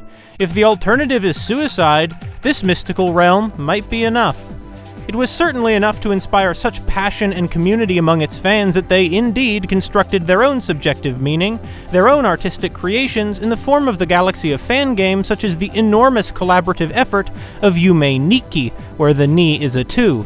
A similar phenomenon also occurred with the many Set Willy fan games, one of the earliest modding scenes, though I'd say it's had much less influence on international video game culture. But as I understand it, philosophical suicide is the embrace of subjective meaning in the flash of life with which each of us is endowed, exactly what Camus rejected and exactly what Sartre embraced. It may be worth noting, insofar as belief translated to politics and action, despite their extensive political and philosophical agreements, Camus refused to support Algerian liberation, while Sartre did. Pourquoi je fais du théâtre? Eh bien, je me le suis souvent demandé. Et la seule réponse que j'ai pu me faire jusqu'à présent vous paraîtra sans doute d'une décourageante banalité. Tout simplement parce qu'une scène de théâtre est un des lieux du monde où je suis heureux. Your hand. Take it. Come to my arms. Your arms? My breast. Off we go.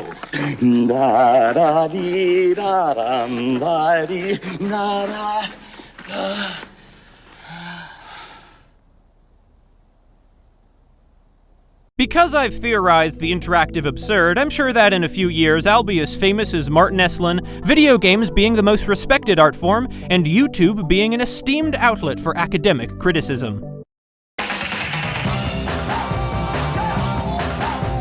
I got mad skills. In all seriousness, this interactive absurd idea is a facile categorization I made up to talk about a number of neat video games. While there is a legitimate pattern of absurdist video games, I don't personally believe interactive absurd is some kind of important artistic movement. I do not claim this survey includes every possible example of the interactive absurd, or even every example I know about. I've tried to use clips from some that I didn't discuss, simply to acknowledge their existence at least. Feel free to list more interactive absurd you know about in the comments, if you want.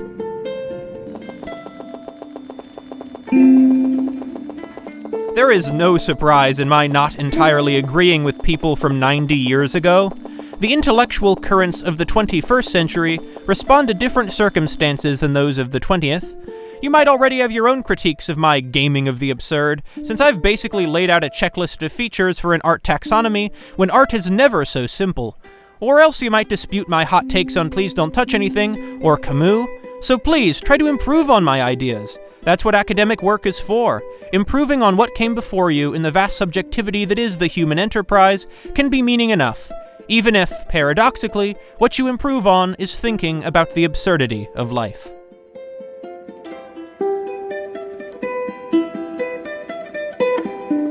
Space! Oh, we're going so fast through space! Whoa!